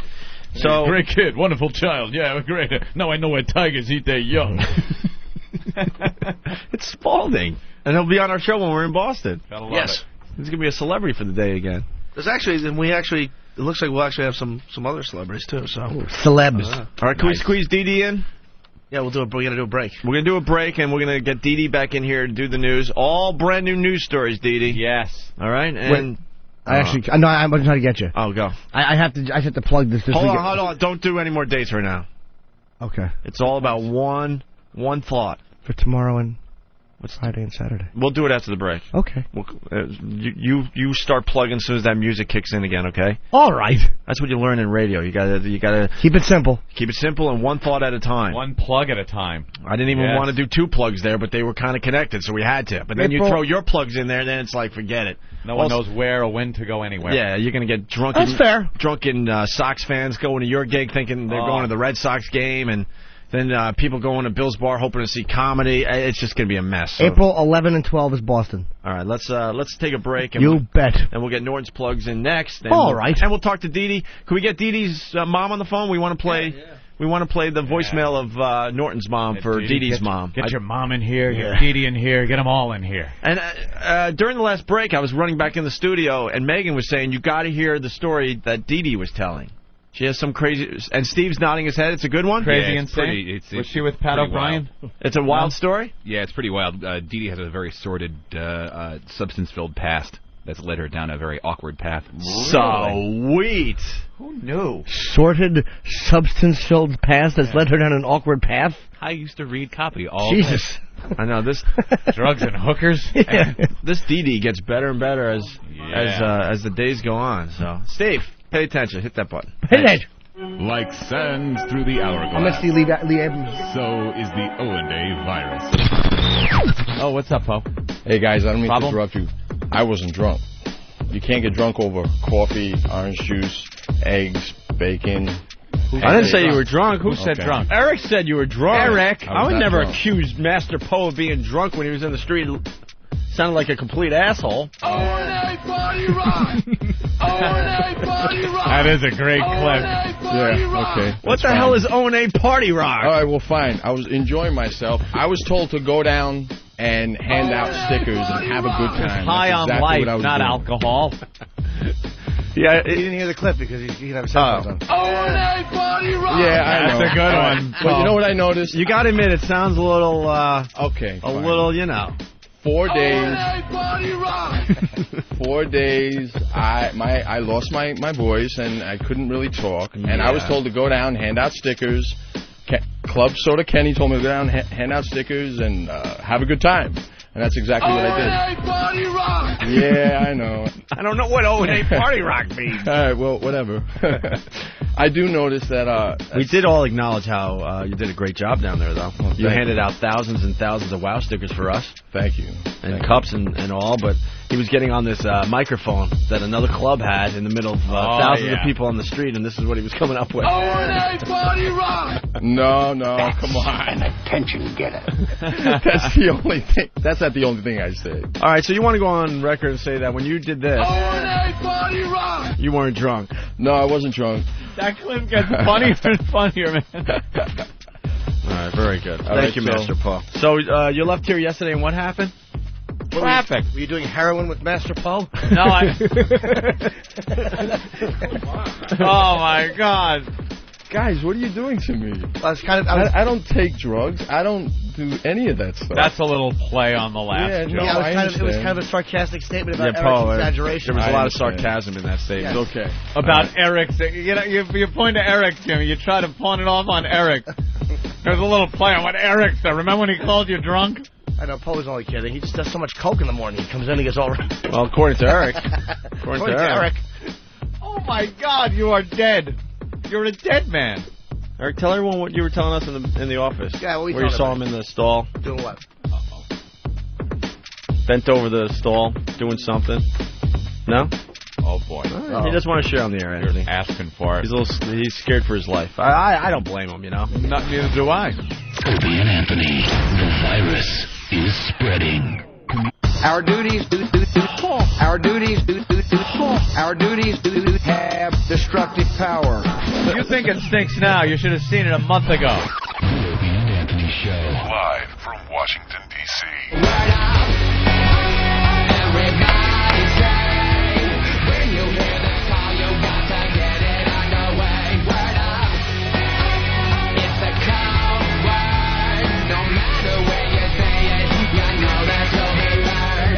Hey, it's Whip 'em Out Wednesday, by the way. We're going to start getting a lot of activity as far as WOW goes, Anthony. Wow. We're going to start a WOW contest when we get back from vacation. Basically, ladies, if you're in the New York area and you hear us broadcasting live, we want you to come on down and show us what you got. And we're going to have some fine prizes for the best WOW. Simple as that, right, Ant? Right. And you just come by any day you want when we're broadcasting. Any day. We're hoping to see a lot of ladies. It's been a long, long time since we've seen some quality broads. Topless. Quality broads. Quality dames. And we'll be very, very nice to you. I promise. I personally promise that I'll be nice to you, okay? If you come down and help out the... promise out the WOW nice? thing. Yeah, because we really got to get the WOW thing happening again. Right now, the listeners from all over the country, they're getting their WOW stickers. They're getting them on their cars and their trucks. And the truckers, they don't feel like, sending away for WOW stickers, so they're just writing it on the dirt. Mm-hmm. Some people are making homemade WOW signs, and then, ladies see this stuff when you're driving, and I'm telling you, it happens. It's happening today somewhere. Somewhere in this country. You got the lady, she sees the WOW, and she goes, yeah, what the hell, it's fun, and she flashes you. All right? Oh, I know what that is. That's a WOW sticker. Hey, I'm going to give this guy a little treat. And then you just keep driving. Don't harass the ladies or nothing. It's worked out really, really nice for us for many, many years. If you want a WOW sticker, just send a self-addressed stamped envelope to our studio in New York. The address is up on opieandanthony.com, okay? Uh-huh. Where's Dee Dee? Let's bring Dee Dee in for more news. Our new friend, Anthony. Yeah. Hey, we didn't hear from the Mad Mexican today, I just remembered. Did we insult the Mad Mexican? It almost seems like no one's working here today. Yeah, it's day off today. The Mad Mexican tried to see if he could bring his dog in. Yeah, I know. And they said no. I haven't seen them, though. I wanted to kick his dog. Oh, I was setting that up yesterday. Is that what you were going to do? Yeah, not bad. Just annoy it a little bit. Like I wanted to do with, Bob Kelly's dog. Just a little tap. Not to hurt it. Not to hurt it, just enough to just annoy it. And to annoy it, would it go like... Yeah, would it let out a little yelp? No, not that bad, because that's the sound it would make if it was a little hurt. What would it do? Just, like just an annoyance, like like angry at you. Like a. Would it be a kick or kind of a push? The equivalent of a. And would it be around the liver area? Oh yeah. Right around the ribs. Just that's what it's your specialty. A little tap, that's all. And Norton, I didn't think he was coming back on the show because he had to run to see if Robert Plant was definitely stopping by today. Oh, my God. Norton's freaking out today. Of course. He's got this chance, this off chance. People are being realistic with him, though, not giving him these high expectations, that he may, today, get a picture with Bobby Plant. Yeah, because he's performing. Lee said it's not guaranteed. He goes, but it's possible. You know, I mean, why not? I mean, he seems like he's all right. You're going to touch his arm and go, Bob. But, I mean, let's be honest. I mean, it is Robert Plant. I mean, this is a chance I'll probably never get again. What time is he performing? I hear he's doing something at 1 o'clock here. Oh, my God. I was thinking the other day when Ozzy was in and how you were looking at Ozzy and freaking out, I was trying to think if there's anyone out there that I'd have that same reaction. Obviously, Robert Plant. I don't know how anyone can not want to get a picture with... It's Zeppelin. Right. It's a once-in-a-lifetime opportunity. The guy's not exactly accessible. I mean, he's like royalty in music. And we're not going to get him on the show, huh? I don't think he's here yet. Stop. He won't be in until about 12. We'll probably miss him by an hour. Never. Yeah. Is he performing? Yes. What's he doing? Lee said he's doing some kind of show here, which is supposed to start at 2, but Lee said as of last night, he thinks it's 1. He's not sure. The times keep changing. Whatever time he wants, right? Whenever Robert Plant wants to go on, he'll go on. What music is he doing? He's promoting a new album. Maybe Ben knows the name of it. I don't know the name of it, but he is promoting a new album, I think. That'd be cool to hear, man. Oh, of course. He's doing an XM Artist Confidential special. We'll find out what he's promoting. Okay. Yeah, please do. We'll plug it for him. That's pretty cool. That's fantastic. In studio, we have Dee Dee. Hello. Hey, Dee Dee. Dee Dee's back. Now, you were telling some kind of crazy story in the other room, and everyone's like, you got to hear the story. Well, way back when, about 11 and a half years ago or so, I was living in L.A. at the time, and I used to go to Vegas a lot. So I took a trip to Vegas one weekend, woke up one morning to find out that I was married to a British guy. I kind of came out of an alcoholic drug state of mind. Wow. I know. I look over and he's like, so how does it feel to be married? And I guess the day before, I was at the courthouse, ended up married, had no clue. And my fucked up mind at the time thought, well, he's cute, he has an accent, he's from England, this could work. So we went back to L.A. He had a lot of money on him, cash in the house, and he was leaving for a ski trip. He told me to keep the money safe. So he left, and I didn't feel safe with it in the house, so, take it to the savings account, right? So I'm at the bank. The bank teller's like, wait a minute. Next thing I know, I'm dealing with the Secret Service. It was counterfeit money. And then, needless to say, he's back in England. So. Wow, but you know what? I'm thankful, I'm grateful to the Secret Service, too, because he's like, you got to get your shit together, else you're going to end up dead. So I haven't had a mind-altering substance for 11 years. Ooh, good. Wow. All right, wait a minute. There's so much to this story. Yeah. I'm glad you laid it out there, but now we got to dig in a little bit. Just a bit. Vegas, all right? Yeah. You're in Vegas for what? You're just there? Just there to hang out. Now, you weren't fun. with this guy? No. So you met the guy in Vegas. I guess so. I was in, You don't even remember meeting this guy? Have you ever been in an alcoholic blackout? Well, you don't recall anything. It's like a part of your life that never comes Steve, put back. your hand down. Yeah. Jeez, Steve's all like, yeah, me, I have. Ben's saying nobody's in one now. No, so I don't recall. For 8 months. I don't even remember being at the courthouse. Let me ask you, so wait, I'm not to interrupt you, but you could have actually, like, you said something like, something party rocks, and, like, you wouldn't even remember? I could be having a conversation right now, and I would never remember. Yeah. So you were in Vegas. You're getting a little drunk. You went there just for the weekend things, to gamble and stuff? Among other things. What kind of drug were you? Your drug of choice back then? Crystal meth, stuff like that. Crystal meth? Yeah. L.A., Coke. California. Yeah. Yeah. But Coke doesn't really get you where you don't know what you're doing. But crystal meth was cheaper then, so... Crystal meth. Even that, though, kind of gets you alert. It doesn't... You must have been really drunk. What were you drinking? When I used to drink gin and tonics. Gin and tonics. Wow. And Midori. Would people consider you a lightweight or a heavy drinker?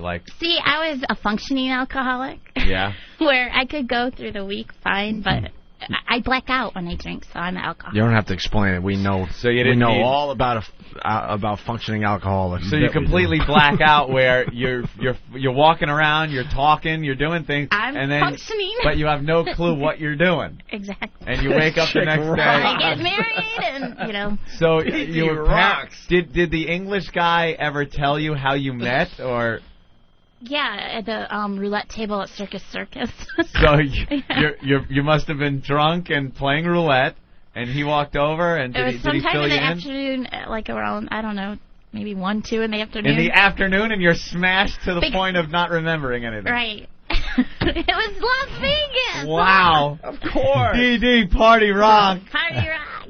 Wow. So you apparently this guy comes over and starts talking to you, and wow, you sound like in those states of mind you may have been a bit promiscuous. I guess so. I guess so. He was in my bed, and I was married to him. So yeah. Well, now, did you do anything before you got married? Like, did you have sex with him, as far as you know, and then get married, or did you say I'm not doing this unless I'm married? I don't know. I was like blacked out. Still to this day, he never filled you in on. Well, on a timeline, didn't you say, "Hey, hubby, could you tell me how this?" Well, he just said, we met and we had some fun, and I'm like, let's get married. I'm like, okay. So yeah, you met, had some fun. Did you really get married though? Yes, I'll bring in I'll make a copy of the obviously marriage it's certificate. been annulled. I mean. Well, obviously you can't if you did the deed, so no. Wait, you can't annul it even if you did it in a passed out drunken stupor? Because in my fucked up mind, this was going to work. He was my man. So instead of getting it annulled, you figured, let's make this work. Right, I was so fucked up on drugs. I thought because it was based on something so pure and honest and loving. Yeah, he's cute. He has an accent. He's from England. This could work. That's all you need, really. Yeah. Who did he look like, as far as maybe somebody that we know, celebrity-wise? Anyone, even close? Probably looked like Captain Morgan. No. Wearing a pirate suit. Right. I don't know. God, trying to think. Who would he match up with? No, so you go back to LA. Yeah. How long did you live with him? A few months. A few months. Yeah. Wow, she really. So you were banging this guy, huh? When you got back to LA? Hello, here's my husband. Yeah. Was he any good? He's English. My husband. Wow. Oh my God. He was English though. Was he any good in this act? Well, yeah. See, I have a thing for accents. Oh, you do? Yeah. Wow, how about that? This chick is just amazing. You're amazing. So you now really are. You're married, and he had a house in L.A.? Or? I had the place. You had the place. He was from England, so he had nothing. Wait, he had nothing? He had counterfeit money. He had counterfeit American that I didn't cash. know. So you take him back to England. You didn't ask him where he was staying when he was in the U.S.? Or no. How long was he in the U.S. before? When you're on drugs, you don't care. Wait, you don't even know how long your husband for a few months was in? You never sat down with him and said, hey, how long have you been in America? No, you don't understand. Where did you live before you married me? I don't know. I was so fucked up. I didn't care at that time. You don't understand. That was a different time in my life. I was really fucked up. Amazing. I didn't care about a lot of shit. I am amazed at this. So he moves into your place. She's going to give Jim Norton a run for his money. I know. The deeper we delve into this, chick. You are a freak. So he moves into your house. Yes. Were you? I know you were all fucked up, but were you troubled by anything? The fact that maybe he didn't work, or he had money. He had money. I didn't know it was counterfeit, but I guess he was involved with things I didn't know. How much money did he have? It was a lot. How much? How much did you take to the bank with you? Oh, well, I took like 10 grand in cash. But you pop in a savings account? But he had a lot more than that? But it would be safe there in the savings account. That was my mentality back then because I was on drugs. So all of a sudden he's like, I'm going... He should have said, I'm going on a ski trip. Keep this money safe. By the way, it's counterfeit. He left that out. So he went on a ski trip? Yes. All right, and he had a bag of dough there. Yeah. Why didn't you go with him? Because I was working. Oh. What were you doing at the time? I was working on a show called The Mo Show. Mo Gaffney, she's a comedian actress. Yeah. And she had a talk show at the time. Oh, okay. All right, so... Wow. So he goes on a ski trip, and how much money was in the house, you think? 10 grand. Oh, it was just 10 grand. Well, what I brought to the bank was about 10 grand. But how much total counterfeit money I did don't he know. have? He had a lot. Was it... There was something going on. Hundreds of thousands or million or... There was a lot. For how much? Over 100,000? I don't know. There was a lot, though. He was living... It's a lot. Comfortable. Was he printing it in the States? Or was I don't know. Distributing or printing? You didn't see I didn't know anything about Secret Service never told you how far into it this guy was? No, the Secret Service dude was like, obviously had no clue that it was counterfeit because why would you bring it to the bank? Yeah, it was really cool. Kind of a dopey move for somebody that knew it was counterfeit. And, I'm going to get interest on this. And he's like, well, he knew I was fucked up. Yeah. He could see it. Sure. So he's like, you gotta get your shit together, else you're gonna end up dead. And then I got my shit together. Right and after I'm not that? dead. I'm here. Right after that, you got your shit together? Well, it took about a month, and then, and then I was at home crying one night, because I knew I had a problem, and I called 411 and got the number for a 12-step program. You did? So, yeah. And it all worked out And the for female Stuart Smalley. Yeah. Wow. So was this guy in jail overseas or anything? He had to go back, so. Deported? Yeah. But that's all that happens to you if you're caught with counterfeit money? He was in a little bit of trouble, but he just went back. He couldn't come back probably here. Jumped. Do you miss him? No. They probably won't extradite you for something like that, will they, from England? Like send you back to face trial here? No, they didn't do it. He I don't know who he knows, but he had to go back. Wow. You were hanging with James Bond, I think. James Bond. Yeah. Yeah, so he was, That's a great story. my past. This is the now. That is your past, isn't it? Wow. Yeah. And you have pictures, a wedding picture and stuff? I'll bring in a picture. I got it. Not a wedding picture, but of him. No, a picture of him? Yeah. God, your Surely story good. continues for the Opie and Anthony program. Next Gotta time we hear run that. into you, we got to see the wedding photos. Got to see the picture. All right. Well, are you ready for the news? Sure, I don't have to do that. But People are asking, did you ever tell these stories on XM Kids No. when you were broadcasting? Hey, kids. No, because I was a good kid show host. I was in a drunken stupor. Let me tell you, pretty roulette wheel. Let me tell you the time cricket muled heroin through Colombia.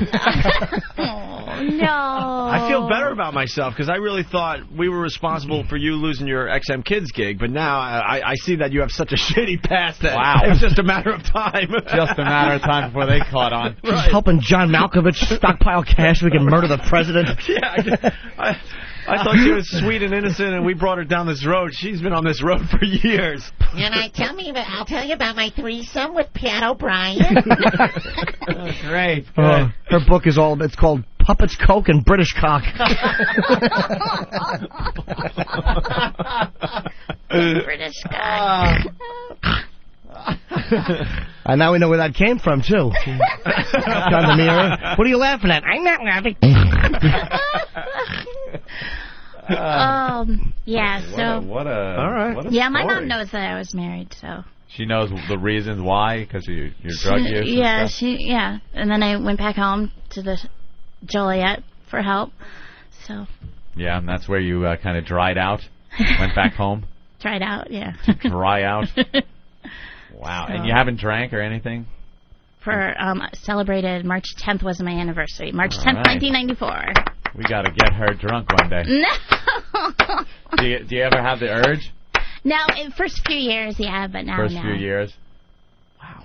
Yeah, there's got to be other things that have happened to you during these blackouts where you woke up and went, "Oh my God, what am I doing?" How about we save it for the next hour? Oh, come on. I got it. The face she's making is like, uh-oh, there's a basketball team involved. Did you ever come out of it naked and go, wait, you're not white? Hey, neither are you. All right, you want to hear another one, Ed? I definitely want to hear a blackout story. Yeah, give us one more blackout story. I was working in Philly. God, she goes right into it. Bam. She's doing them alphabetically. I was working at Philly one time at Eagle 106 back in the day, and friends of mine were working in New Orleans, and they're like, "Oh, it'd be great to see you." I'm like, "Yeah, you too." And the next thing I know, I don't remember booking the flight, getting on the plane, but I'm in New Orleans. And the reason why I knew I was there is because all of a sudden I hear a knock on the door, and I'm like, where am I? Obviously, I had to use the bathroom. I'm in a gas station in New Orleans. And that's how I found out I was in New Orleans. I'm like, how long have I been here? So you're just in a gas station, someone knocking on the door because they got to take a leak. The bathroom, yeah. And that's when you came out of your blackout, and you looked around and went, where am I? Yeah. And what did you walk out and go, where am I? Pretty much to the guy. How did you find out you were actually in New Orleans? He told me, the gas station attendant. You asked? Good buzz. And then I called my friend, and I'm like, I'm here. And she was like, yeah, I know, but we lost you on Bourbon Street or whatever. Oh, wow. So. Holy Jesus. She's just like quantum leaping all over the country. Yeah, all of a sudden drunken you just stupor. wake up.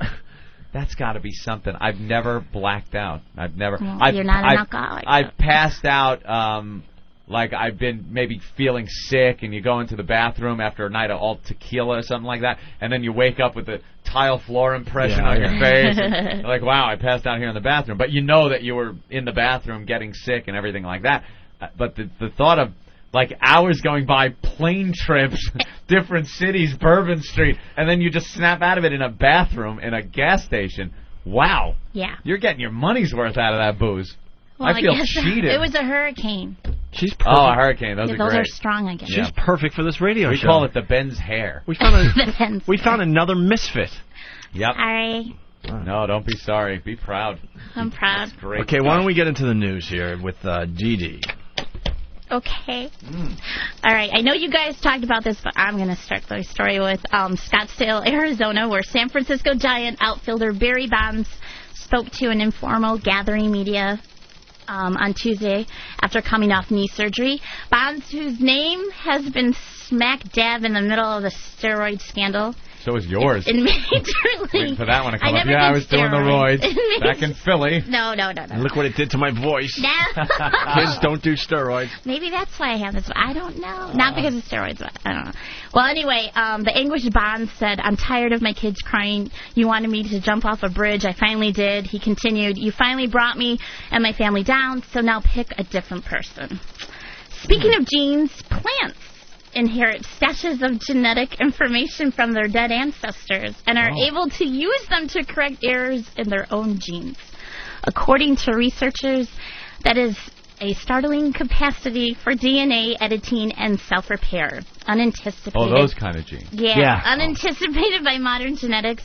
What does this mean? A possible loophole in the MLB steroids policy? I thought you meant the kind of genes that were probably ripped off of her body numerous times after a drink. Oh, my God. Or if there's problems in the genes that can be fixed, I wonder if the Sparks family has that.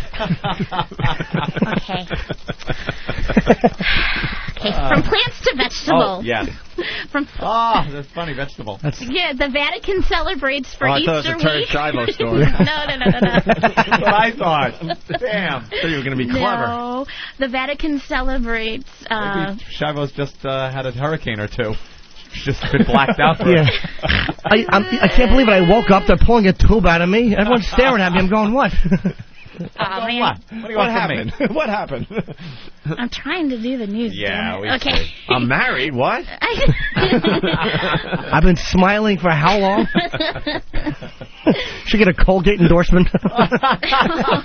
Maybe they should keep Terry Schiavo alive after all. Absolutely. Even when you have bed sores. Oh, that's just wrong. Okay. The Vatican celebrations for Easter week are going to proceed with uncertainty because reports that Pope John Paul II is recovering from surgery more slowly than doctors expected. Yeah. I'm thinking if God wants to make a statement, he should take the Pope on Easter Sunday. That would really kind of drive the point home. That would make everyone, stand up and take notice. Like, whoa, hey, what's this all about? Especially if it was in an unconventional way, like he was killed drunk driving, or doing something really weird. Are you trying to say that he's a passenger in Master Poe's car? Opie. Hey, it's the Pope. You're going to go to hell for that, probably. Poe and the Pope. Oh, you know what? Darn Master it. Pope. What, sweetie? I hate when the obvious is out there and we all miss it. Joey's on the line. He goes, D's like the Memento guy. From the movie Memento. Memento. I didn't see that. What? Kind of, you forget everything right when you wake up. You forget. You should start, that's what it was like. I'm like, no what happened? You should start tattooing stuff to your body to remember things. I actually do have a tattoo from when I was in Bravo on the phone lines, by the way. Good job. She wakes up, there's a note written in her hand, "Fine British guy with big hog." Aww. And some news from the executive branch. Vice President Cheney said yesterday that the elevation of White House loyalists and supporters of the war in Iraq to key diplomatic posts puts the United States in a stronger position to force changes at the UN and improves the U.S. Image abroad. International news. Yeah. See, you told me to do stuff different, right? So I'm trying. To an interview, in an interview aboard Air Force Deuce, the vice president said the nomination of John R. Bolton to serve as ambassador to the UN in particular shows that President Bush is committed to ending corruption and changing the culture of the world's Never body. been on that Air Force Deuce, have you? No. You never woke up in a drunken stupor on that, Cheney on top of you? No. That's why they call me Dick. Oh, my God. Forgot where I was. No? John from Jersey also saying that she's like Tyler Durden in Fight Club. Ah.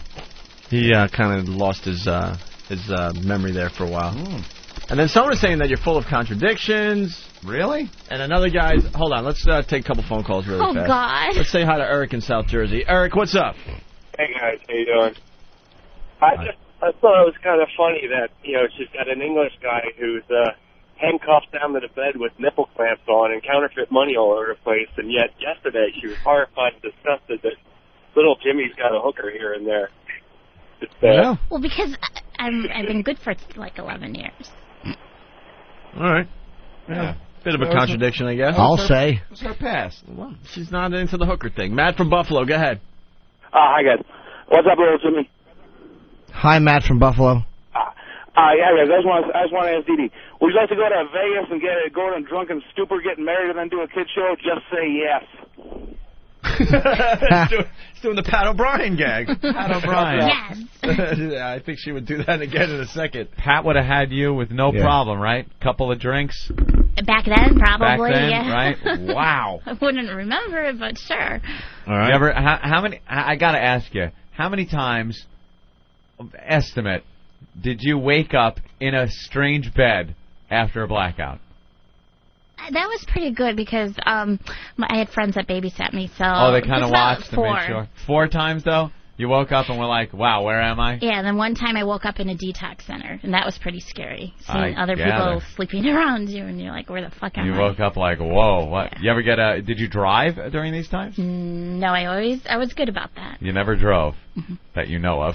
That I know of, exactly. Probably left a trail of disaster behind you. Yeah. Could you just say this? Oh, Betsy. Okay, I can't do that voice, but Betsy. Is that it for the news today?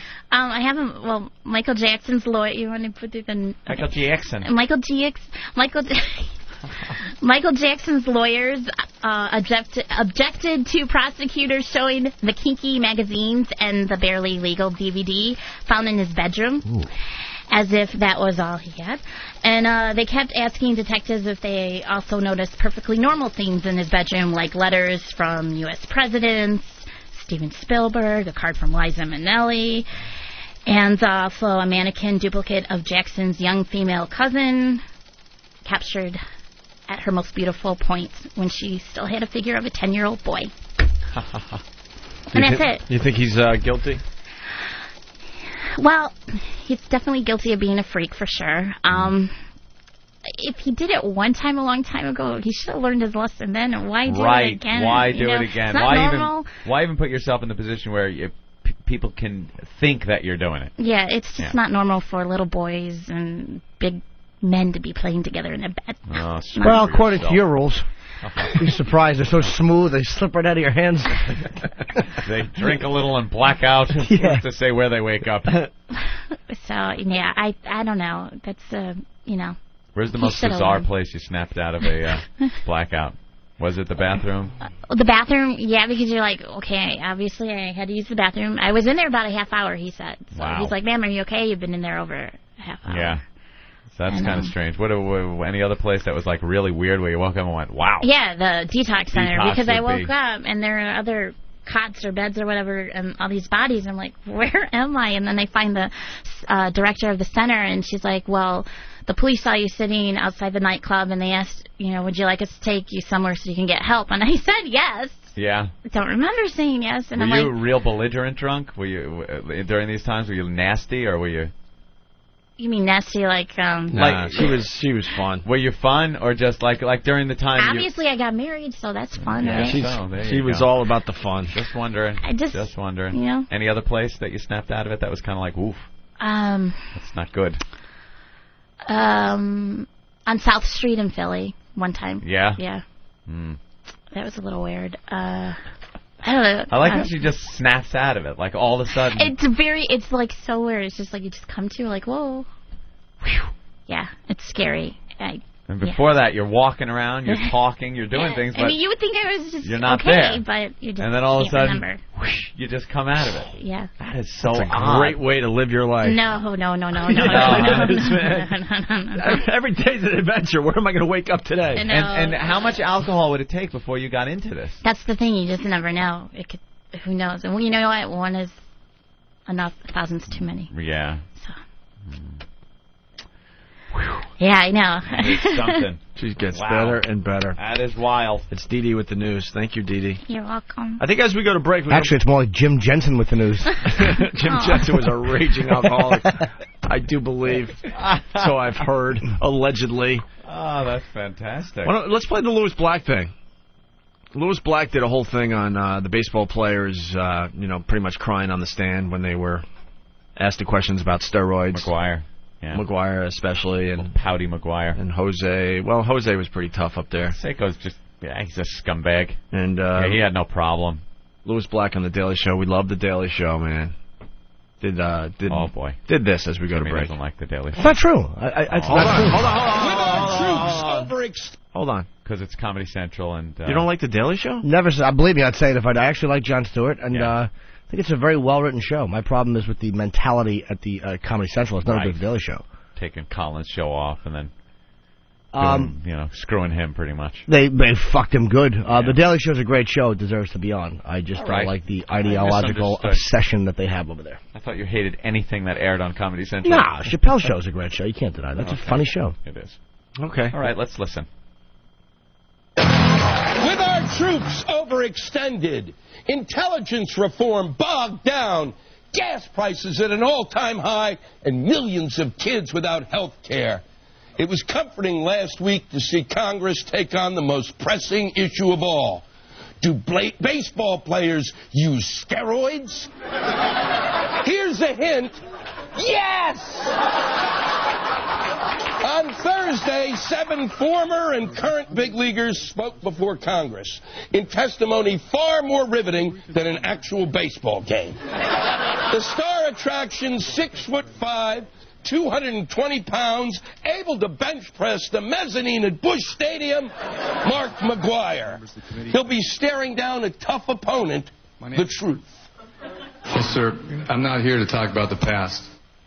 Strike one. Like I said earlier, I'm not going to go into the past and talk about my past. Strike two. I'm not here to talk about the past. Strike three. No one came off worse than Big Mac. At one point, the strain of not answering anything even made him start crying. Crying? There's no crying in baseball testimony. Fortunately, Congressman Mark Souder wasn't letting him off the hook. If the Enron people come in here and say, well, we don't want to talk about the past, do you think Congress is going to let them get away with that? A fascinating hypothetical. What would happen if the Enron guys got dragged before Congress? I must respectfully decline to answer, on Fifth Amendment grounds, all the questions of this committee and subcommittee. Will you invoke your Fifth Amendment rights in response to all questions here today? Yes, I will. I respectfully decline to answer the question based on the protection afforded me under the Constitution of the United States. Okay. But if the subject had been steroids, they really would have let him have it. McGuire was the biggest name to speak, but the all-star witness team also included Curt Schilling, Rafael Palmeiro, and, of course, Sammy Sosa. I have never taken illegal performance-enhancing drugs. I have never injected myself or had anyone inject me with anything. Oh, really? Because you don't look all that big, but that guy to your left is a freaking tank.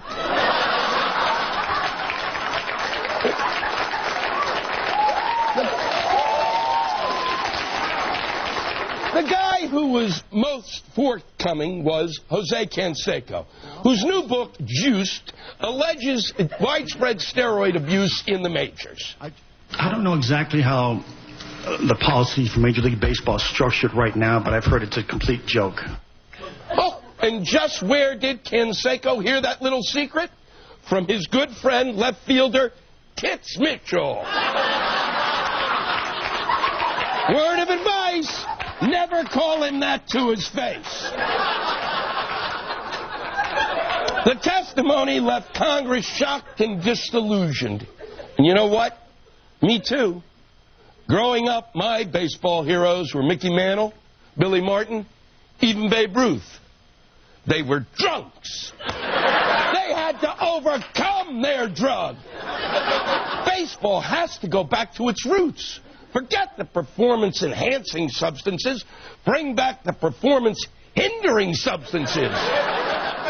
If not for me, do it for the children. John? Louis Black, we'll be right back. Like sands through the hourglass, so is the Owenday virus. My level of disgust goes shit. Now, make sure you write this down, people. It's shit first on the list. Disgusting thing ever that could come out of a human being is shit. If it was near me or around me, God forbid, on me, I'd lose my mind. Okay. So that's number one, the evil of all evils to come out of a human body. Second on the list, is snot. I agree. If snot gets near or around me or, God forbid, on me, I will freak out. If it's on my couch, I throw the couch away. I agree. Third, splooge? Probably pus. Pus? Some form of pus. Yes, pus. So wait, there's like 3 things you could think of that are worse in your mouth than a load? I didn't say in my mouth. Because you'd rather take a load than eat a booger? Here comes the promo. Because I've had... No, think of it this way. I'm even talking about myself. So I'm talking about snot or anything coming out of me disgusts me. And if, who hasn't shot a load on their own gut, right? It doesn't disgust you. And it goes down to urine, things like that down the line. But urine's one of the least, really. I know, yeah. It really is. You take a leak. You're leaking so much at this point, it's your best friend. Why not? Right. What about earwax? Earwax is pretty up there, too. That's up there. Earwax, probably right after pus. It's like a buttery goodness. It's tart. You ever put your tongue on your finger after you stick it in the earwax? Don't make me... You almost made snot come out of my nose. You would never eat like a big watery runny booger? God! It's like sucking down a loose piece of pasta. Stop it. It's got like salty tinge to it. If I you just made me do the cricket snort. If I inadvertently, you suck in and you feel something more than just... You've never eaten your boogers? Never! Not one. Not one time. I can say, in all of my years, I have never, ever, ever eaten one of my boogers. Not once. I have never even contemplated it. Really? I have actually been repulsed at the very thought so as not to even accidentally ingest a booger. I have never, ever, ever eaten a booger. You never yanked one of them off a little hair in the nose, one of those little fat ones? Oh, those are wonderful. No, Sure. and if I'm picking at something, I can't even look at it. I have to get it away and off of me and cleanse my hand immediately. It has to go. Opie and Anthony, the virus is spreading. It is a natural impulse to grab and squeeze the breasts. No shit. Real soft. Almost like pudding. Yes. A hard piece of ass. Quite a handful. Yeah. The nipples are so sensitive that a mere tweak between finger and thumb will give a perfectly good result. The Opie and Anthony Show. In case you didn't know.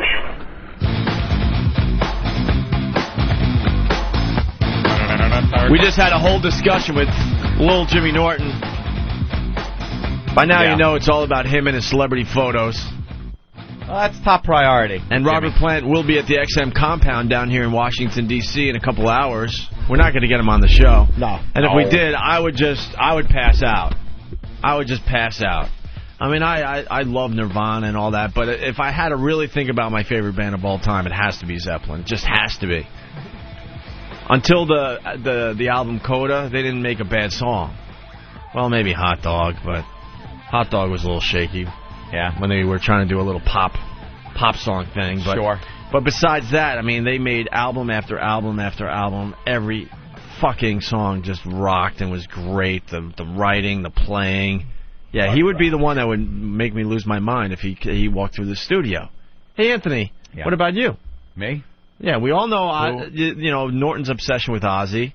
I finally figured out someone that is alive that I would freak out over, and that would be Robert Plant. I think any of the members of ABBA, if I saw one of them, I would just... it's got to be my favorite of all time. No. There's got to be one, no? No. I really don't have one of those. Wow. Maybe not even a music guest, like movie star, politician. Ooh, well, Bob. Or Nicholson? Well, there's a lot of those guys, but... Yeah. Yeah, there's plenty, like that. Probably... Ted Danson? Major Ted Danson. Sure. Actor like De Niro, sure. That would really be kind of a tough interview or something like that if I saw him Reggie Jackson? the studio. No, you like Reggie? I like Reggie, but it wouldn't really make me freak out or anything. I would freak out at Pacino walking in and sitting down and having to carry on an interview with him. I'd be all da. You look over. I remember one of the first interviews I ever had to do for radio when I just got into the biz, Opie. Me and you over there up in Boston. Pauly Shore? Yes. No. Jesus. Bill Maher? No. It was Eddie Van Halen. Oh, my God, yeah. We were backstage. We were broadcasting backstage. Never really expected to talk to the guys. And they walked right in by where we were broadcasting. At the Worcester Central. Yeah. And they walked by, and we had mics. Obviously, we're doing a show, and kind of stood up with the mic and leaned over the table and said, Eddie, come here, and started asking him questions. And I didn't even know what I was saying. All I could do was look at him like I'm holding the mic, and I'm staring at him going, holy shit, it's Eddie Van Halen. He's like a foot away from me. And that was kind of weird and freaky because growing up, Van Halen, stop. One of the silliest moments we ever had, because you just brought back a memory for me, was MTV Music Awards. Yeah. And we just finished our broadcast, and Rick, our old producer, we're going up the stairs, remember? Uh-huh. You know what I'm about to say. And all of a sudden, Rick runs up to John Bon Jovi and goes, hey, I'm Rick from, I produce the Opie and Anthony show. And you want to talk to Opie and Anthony, whatever. And John Bon Jovi freaks out, I swear to God, and goes... Yeah, that was weird. He goes, Opie and Anthony here? Where? And so Rick points down the stairs. So John Bon Jovi runs down the stairs. He's now 6 inches in front of my face. And then as John Bon Jovi's like, you guys rock, we listen to you all the time, all of a sudden, Richie's further up the stairs and goes, John, Opie and Anthony here? And he runs down the stairs. Now and they're telling us how much they love the show. Yeah. They're quoting bits. And we're just looking at them like, holy shit, it's Bon Jovi. Yeah, and so now we got John Bon Jovi and Richie Sambora 6 inches from our face just saying how much they love the show. And I guess what happened was the drummer of the band is the real fan. I forgot his name, of Bon Jovi. Yeah, Tico Torres. Oh, thank you. Yeah. And he was listening to the show and told the guys about us. When they were practicing in Jersey and stuff. So I guess they would listen to the show, during their downtime. Yeah. And there you have, like Ann said, you have John Bon Jovi and Richie Sambora quoting bits, butt plug, and all this crap. And the only thing I could say is, you guys are pretty cool, too. Yeah. You guys rock.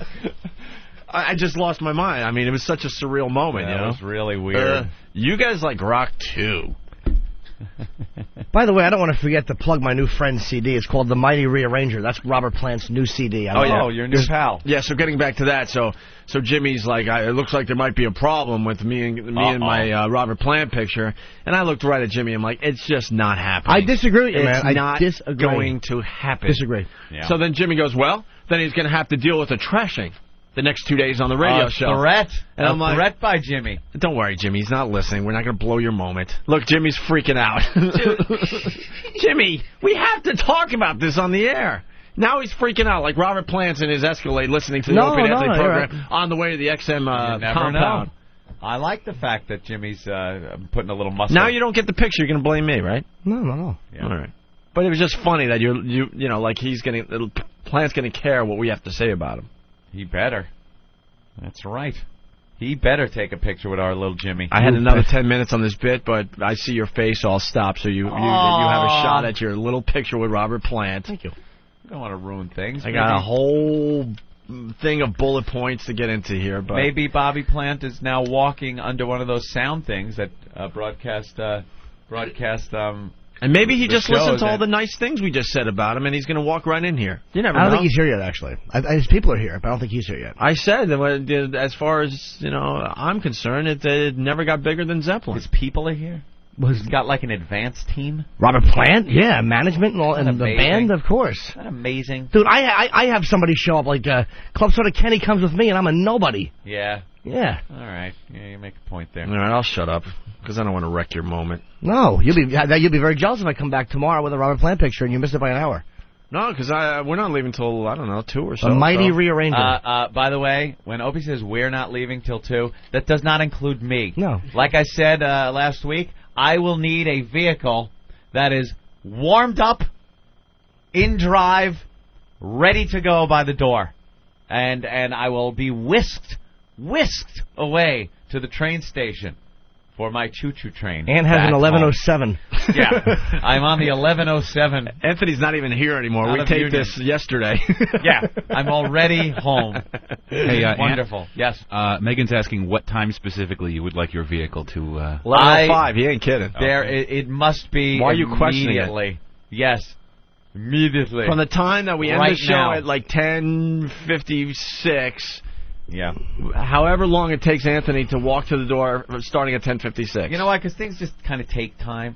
I could say, oh, I want to be out of here by 11:30 for a 12 o'clock train or something. But, and then 11:30 rolls around, it's like, oh, we'll find this one wants to do this. But no. 11. My coat's on. Vroom. Choo-choo. Homeward bound. I want to stick around because I'm picking up my alpaca today. And what? And I got to figure out how to get it back to New York City. A what? What is that? I'm buying a alpaca. What is an alpaca? This is how boring our lives are when we're on the road. We went out to dinner, and like Anthony said, we were all kind of back in our rooms by 8:30. Oh, what a late night. Getting all tipsy on my 2-3 glasses of wine. And I was watching TV, and a local commercial came on. They're selling these alpacas. Yeah. Okay. They're selling alpacas down here. Yeah, they're trying to off these things like so you could be your own Dr. Doolittle. Dr. Doolittle. That's they're all trying I to know. off these like it's fun for the kids. Yeah. It's a friggin' what is it? It's a llama. I don't know. It's like it's what amounts to a llama, and they're trying to sell them like they got like a pet. I guess they have alpaca farms down here. Because they even said, I guess they have a website. You go to this website before everyone slams it. I'm holding up the website. I wonder what it is. I don't even know. No. EATABULLET. No, I mean obviously alpacas in the address of the right, website. But you don't know what the actual exactly, Anthony. Exactly. So I guess they have these alpaca farms. I guess they have these alpaca farms in the area, and you go there with your kids, and you can pick out an alpaca for yourself. It's like the latest craze in exotic pets, I guess. The ferrets had their run for a while, but now it's all about the alpacas. Alpaca. And it's a local commercial, so there's farms in the area that have these damn things. It's not like anybody can get one. What? This is a farm animal. That's what I'm saying. They're big, but they showed the kids playing with them. And I'm thinking, I got some outdoor space in Manhattan. Maybe I'll have an alpaca running around. Wow. Yeah, they have a lifespan of 15 to 20 years. Yeah. So, okay. The kid won't be heartbroken right away like a goldfish or something. And they look like llamas? Llamas? Llamas. They look Jesus. like... a llama. Black llama? I corrected myself really fast. Boss would have said, what? Jesus. Oh, black llama. It's a llama. That's good. Hey, the llama. Llama. They look like llamas, right, Anthony? Yeah, it says alpacas are a lifestyle choice with benefits and opportunities for the whole family. What? What they've been looking for in terms of relaxation and fun and potential source of income. You breed them, and I guess you can make money selling them. It's an investment opportunity? Oh, it's such an that's what they're trying to pass it off as. That's why people aren't enrolling in their 401k plans, Anthony. Yeah. They're investing in alpacas. And fur. You could cut off their fur and sell their fleece for fun and profit. Mike on Long Island is writing on the phones here. It says alpacas are raised for coats only. Really? I guess their fur is is very valuable. You don't have to kill it, though, do you? You skin it? I think you just do what you do with the sheep. You shave it? You shave it and make it look silly. Make it look all silly out there? Right. Because you can't shave his face or his head, so he's got the puffy poodle head. Who didn't have an emaciated little body? Who didn't have a dog growing up where you made it look silly because you thought it needed to be cooler in the summer? You need a haircut. Right. We shave it. We had collies that we shaved down to the skin. Oh, you didn't. Collie? You got to think the collie hated you, man. Collies are beautiful dogs. Right. Unless you shave them. Our collie looked a little hot in the summer, so we decided it needed to be shaved down. Dogs know how to regulate their heat in the summertime. Yeah, I think the dogs live their lives just fine before human contact. I don't think we need to dress them up in little coats so you can walk them around on the Upper West Side with their little coat, little dog booties. They got their booties on so they don't get the salt from the sidewalk when it snows on their pads because it dries them out. And then the old bags have to rub lotion into their pads. Yeah, they treat these things like royalty. I want to walk around the Upper West Side with an alpaca. So they're selling those around here? Is that an exclusive thing to this area or something? I guess. I've never seen a commercial for an alpaca. The website's called ilovealpacas.com. ALPACAS. You want me to eat your pussy? Just shave your alpaca. Yeah, I love that. I want you, me, Betsy, the alpaca. You're so fucking hot, I want to shave you. Oh, that's true, Ben. Thank you. An alpaca already walks to the Upper West Side. His name's Howard. Oh. Wow. I never noticed the Ben being funny for once. Very good. Kind of a resemblance there. Well, he does have that fake hair that I'm sure he spent a lot of money for. Well, since that's breaking news to you folks? I didn't know. No, Howard has been plugging for many, many years.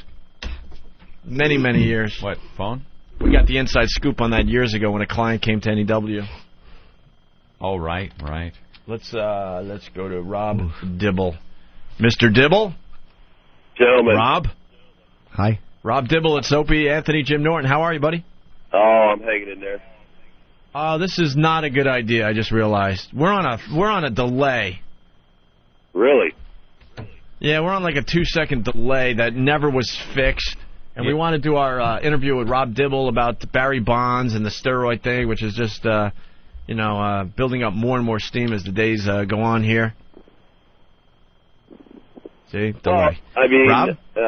I could work the delay because we've been doing it on a dual satellite deal. Kevin Kennedy's been in Arizona and I'm in Florida, so I'll just pause after you guys ask me the question. Hey, Anthony, you want to do the whole over thing? I think Rob Dibble is smart enough to do the over thing. Yeah, the listeners didn't pick up on this, but we've been trying to do this. We figured we'd work it like a ham radio or something, and when you're done and when we're done, we'll just say over, and that'll let the person know that it is now time for you to talk. Over.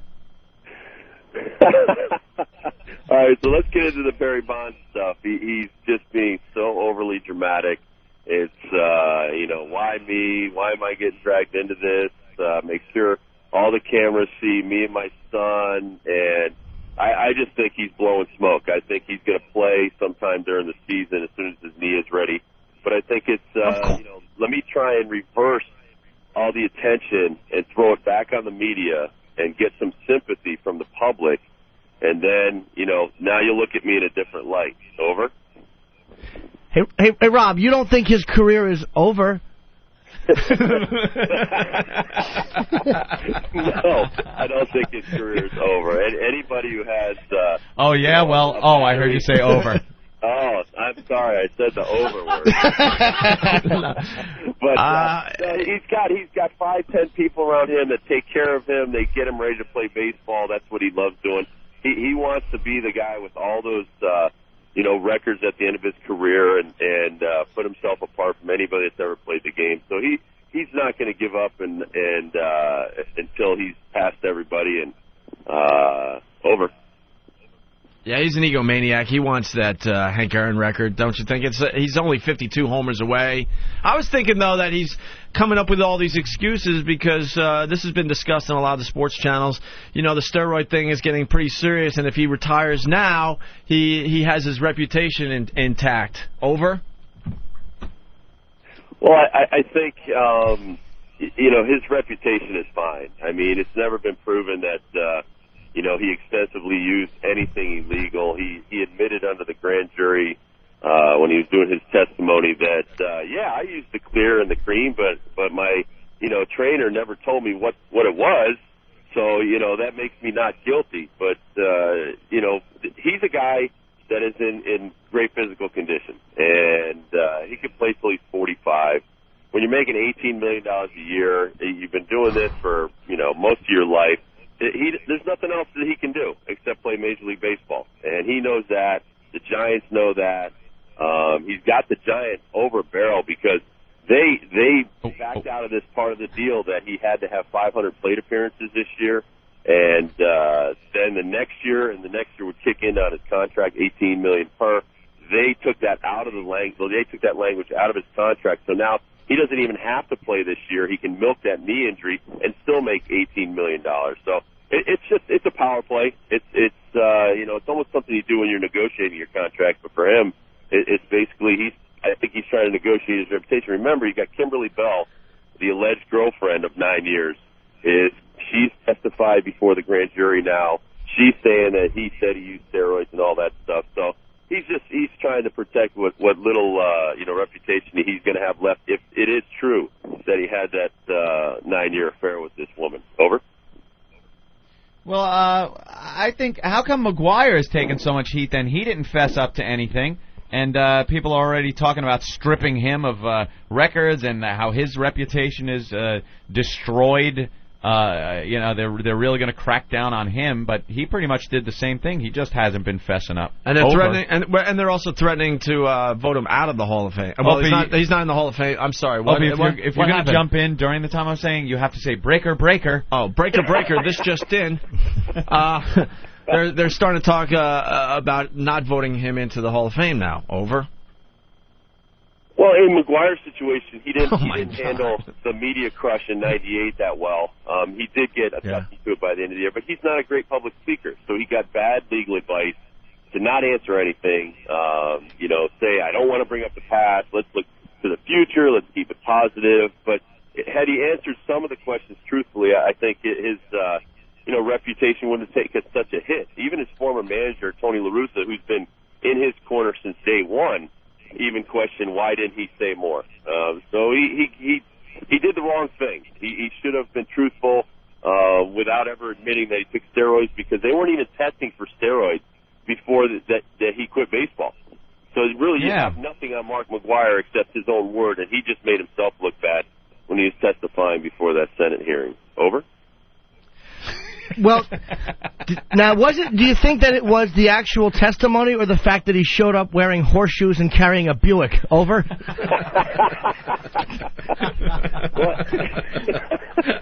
Actually, in his case, he's trying to get on the Pro Golfers Tour.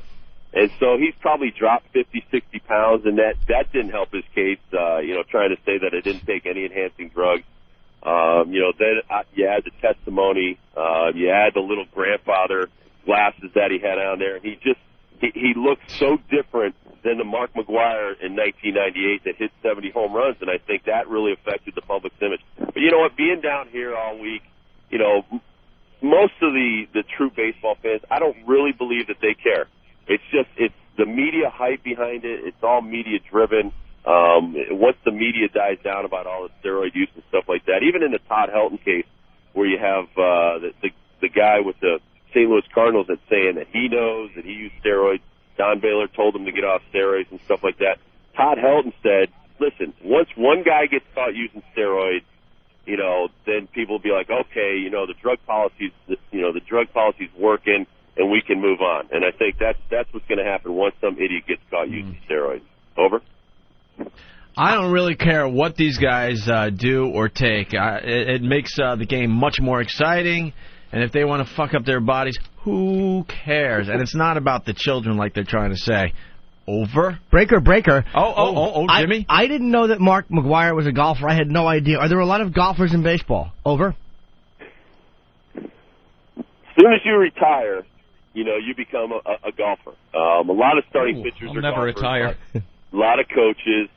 It's just a question of, you have nothing to do with your time. And he lives a quiet life wherever he's living. I think he's out there in Missouri somewhere. just having a nice, quiet life. And I think for Mark McGwire and some of the other guys, it doesn't even matter, like you said, who is doing this stuff. That it's a selfish decision. It's centered upon the ball player. He wants to be the best he can be. He wants to be, better than the other guys, so he tries to gain a little bit of an edge. But, I played with guys that use steroids. I've seen the guys and the effects that it does to them. And in my experience, it hasn't made them any better. I think it's weakened their bodies. They have, career-ending injuries quicker than normal guys. So I think it's something in baseball. It's not really conducive to being a superstar player. I think that's so overrated, and it's just media hype because the media has nothing to talk about. Nobody cares about the NFL. They could use all the steroids they want and be 400-pound guys running 4.40s. Nobody cares about basketball or hockey. It's baseball is our national pastime, and we don't want cheaters in the game. Yet there's guys that are doing far worse than steroids playing Major League Baseball. And that to me, it's just hypocritical of some of the media. Bravo. And you kind of wish they would just admit it. I mean, they have a great life. They make millions of dollars. You retire, you just become like a lazy golfer. Well, to me, if I had a cocaine problem or a drinking problem or steroid problem, that's my business. And I don't have to admit that to anybody unless you catch me. And Major League Baseball, the union is there to protect the players. And people, I think they have it wrong, that it's protecting the players from themselves. Because the players are just like any other normal humans. I mean, they're going to have social problems like everybody else. But you know what? Once you become a public figure, and this is the funny thing when I was watching these Senate hearings, how about we drug test you guys? You want to drug test us? Yeah. How about we drug test you guys? Yeah, I think it's a little more important what they're doing than playing baseball. Yeah, start testing Congress for drugs. Congress. Can you imagine what they would find in their those sons tests? of bitches? It's what this is. This is the new indecency thing. Remember when the indecency issue was the big thing? It has calmed down. Think about it. They were holding congressional hearings on indecency. Every other week, another show was being yanked off the air for saying something stupid. And that died down, and now the steroids thing is the big thing. And Congress is involved, and they're holding hearings, and the baseball players, it's in the news every day. This will die down, too. And the next thing, the press absolutely does hype this stuff and gets it to the point where Congress figures it's a great way to get their names out there. And they jump on the bandwagon. We have to start a campaign. We should get the senators and Congress to They should be drug tested. Yes. We should know what kind of drugs these guys are on because they're pretty much running our lives. Yeah. That's a great observation. It's funny because the next couple of days after these Senate hearings, now they're involved in the Terry Schiavo case. And they're the right to life, and they're all jumping on that bandwagon. You know what? How about bringing our guys back from Iraq?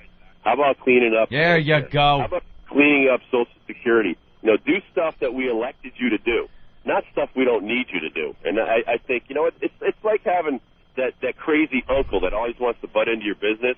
I think that's what these guys at the House of Representatives are like, my crazy uncle. What do you think of Terry Schiavo? Live or die? That's a tough question. I'm a quality of life person. I know that I've told the people that are my family that if I'm ever in that situation, that it's time for me to go, and that's my personal issue. That my quality of life. If I can't be out there doing things that I want to do, spending time with my children, I don't want to be kept alive by anything else but what I'm supposed to be kept alive from, which is breathing air and drinking water.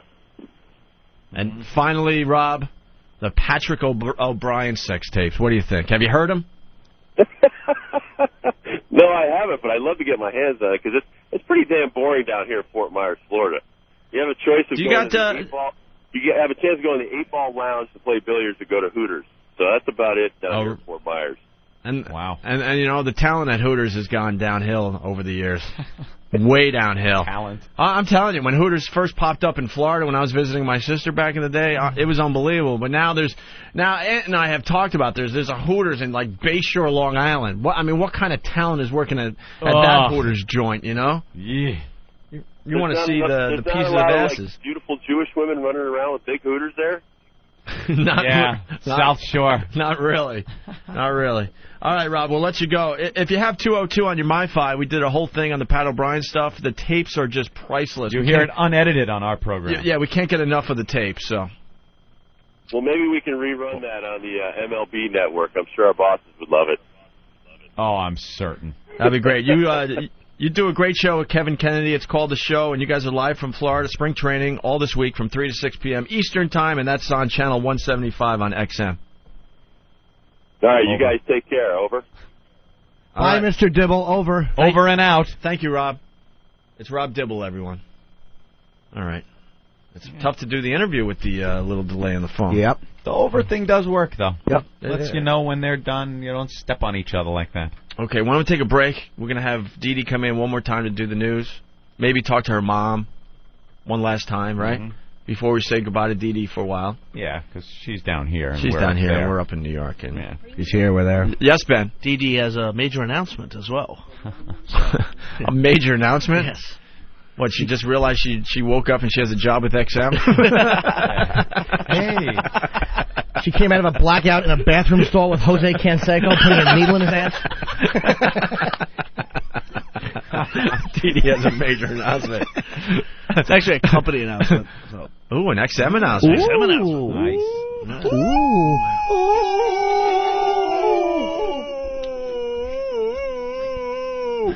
The hourglass.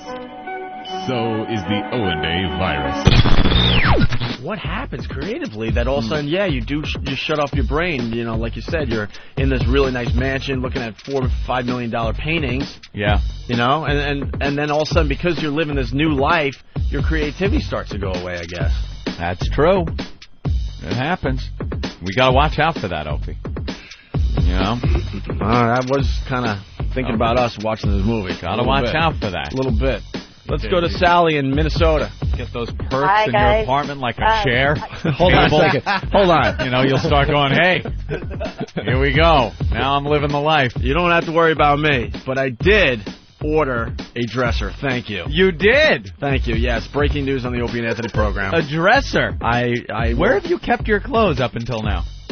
On the floor. Are you kidding me? No, Stop man. it. Hold it. I can't even believe this. Hold on, Sally. Okay. Your clothes I've been piled up on are piled on the floor of your room. Anthony, how long have you been there? 3 years. 3 years you haven't had a dresser? No. What is wrong with you? I just I live differently. I don't know what it is. Differently? That's differently than anybody in this country. I like being kind of I like having the feeling that I'm like a free spirit, and I don't know. Free spirit? I did like you're squatting? I finally got like a CD/DVD rack too, because all my CDs and DVDs were just kind of thrown around the living room, on the floor. Yeah. How did you where did you buy this dresser? I'm fascinated. Just around my neighborhood. You didn't find it out on the sidewalk? No. I've been buying nice stuff. It's just been a very slow process. I don't know. Very slow process. In 3 years. 3 years to get a dresser goes beyond a slow process. Yeah, that's beyond a slow process. I understand. I'm getting it together slowly. Wow. Yeah. I am stunned that you just kept your clothes on the floor. I get them cleaned and all, and then I just pile them up nice. That's all. And then when you need to get dressed, you just look through the pile. You don't have. No, I have it kind of organized. Shirts, jeans. Yeah. In piles? In piles on the floor. Yeah. Do you have a bed? A really nice bed. It's a nice bed? Yeah. But is it just a mattress on the floor? No. It actually has a headboard? No. Are you insane? You don't have a headboard type bedroom set? I have the mattress and the box spring and the little You have a metal frame. Yeah. That the mattress and box spring sits on, and that's it. That's it. You have no headboard? It's not important to me. No night tables? Where you take your change and put it out and your watch and put it... This is stuff human beings do. Yes. But it doesn't bother me. Where's your alarm clock? I know you say you don't need it and don't use it, but where is it? No, I do need it because of the new hour. It's on the floor. It's on the floor. Yeah. How high up is your bed? Because I know my bed is pretty high up. It's really high because I got the extra mat, the extra whatever pad. Can you and see stuff. the clock from your bed? No. Of course not. You're living like a homeless guy, shacked up. I know, it's cool in a way. It has that college feel to it. College feel. But really nice stuff. Bag of marshmallows in the room just in case you really want that college feel. But really nice stuff, though. I got a really nice, nice stuff? What TV stuff? Sound system. You need stuff to have nice stuff. I have stuff. I got couches, a leather chair. I got some nice things. I would think. I bought a $500 piece of art, so I'm starting. How? Not art, though. Art smart. How about a bed? It's just, I have a bed. Opie and Anthony, the virus is spreading. On this day, prescribed by law and marked by ceremony, we are led to one conclusion. This place just blows. You're being harsh. The Opie and Anthony Show. Everything you say to me. One step closer to the edge, and I'm about to break. I need a little room to breathe. One step closer to the edge, and I'm about to. Hey, let's get cricket back in here. Only a half hour left, and then we leave D.C. Until next time. We'll be back in New York City tomorrow for the rest of the week. And then we go on a little vacation. You're not on the show tomorrow? Tomorrow I am. And then Friday you're going... Oh, that's right. We didn't get your plug. I have to because last week was a disaster because I switched the date. Fort Lauderdale Improv this Thursday. Tomorrow through Saturday. 954 Tomorrow through Saturday? Yeah, tomorrow's Thursday, Friday, Saturday. I fly tomorrow, do a show tomorrow. Oh, I got you. Okay. I got all confused. What happened, Dee Dee? What's the matter? I'm tingled. Hold on. Uh-oh. You're tingled? She just came out of a blackout. Oh, nice. I don't know how it got on the chair like that. Now it's all her headphone cord is twisted around the chair. Jesus. Ben's flipped it over. He's beating it with his hog. Hog. I like that word, hog. Ben was in the corner wrestling his own hog. There he is. Thank you, Ben. You had to have Steve Irwin come in and hold it down. Oh, my God. You highlighted it. Ben did. Highlighted it. Yeah, we're going to have you read some stuff as the grand finale of your appearance on our program today there, Dee Dee. Dirty girl. Do we have time to get Dee Dee's mom on the phone, or are we running out of time? We got the Norton's mom's message there that we want to play for Dee Dee's mom, maybe? What's wrong, Dee Dee? I was just looking at the picture. Hot, right? Yeah, that's like hardcore pornography. Yeah. She's big areolas. What a lovely nice? girl. Yeah. You said you might go, you might go lesbo just to try it. I'm not going to go lesbo, but I'm just saying you should never say never. If, who knows? You're good friends, just one night, want to check it out, right? Yeah. You could be a lesbian and not even know it with all the blacking out you've been doing. I would know. Really? Sure. Do Betsy. Yeah. Betsy. How about if she's like, come on, help me out. It's just dry. Lick it a little. Just be What do we got, Ben? Dee Dee's mom's on the phone? Yeah, Dee Dee's mom. Oh, boy, you sure didn't... Wow, we didn't waste any time. Yeah. Dee Dee's mom. Dee Dee's mom? Hi, Dee Dee's mom. It's Opie and Anthony again. Your daughter's doing a great job once again on our radio program. She brought in the picture of her looking like Amy Carter from the old days there. And look what happened exactly. So she really looked like Amy Carter growing up? Did you notice that right away when the Carters took the White House? Did you say, wow, my daughter kind of looks like her? Yeah? You didn't see it, or? No. Yeah. Boy, have we been learning a lot today about Dee Dee. We have... I don't know. It seems like you know a lot of this stuff. We didn't know she really did have this wild side years ago. You didn't? Well, yeah, she did. Kept it hidden from herself. Seems like she would wake up and then realize, oh my goodness, I seem to have forgotten the past few hours or days. Yeah. Yeah, she was married in the past, huh? Yeah, there's that English guy that she met in Vegas. He was, he was a Sir Joel. Yeah, that was counterfeit too, I'm sure. Sir Counterfeit. Sir Counterfeit. Sir Fake. Sir Fake a lot. It was Sir Osis of the liver. That old Bugs Bunny gag. Yeah, so she met him at the roulette table, got all drunk. Next thing she knows, she woke up and she was married to the guy. And that's what I'm hearing. Why, you heard a different story? No. Wow, you never told your mom the details about the English guy? No. Yeah, she was obviously drinking. She had a problem with drinking. You know that, right? Yeah, but thank God. But not anymore. Not anymore. Oh, absolutely. It's been 11 years. We were very proud of Dee Dee. And she woke up and was married to this guy, and then decided he was English. He had an accent. Hold on. We can't hear Dee Dee's mom.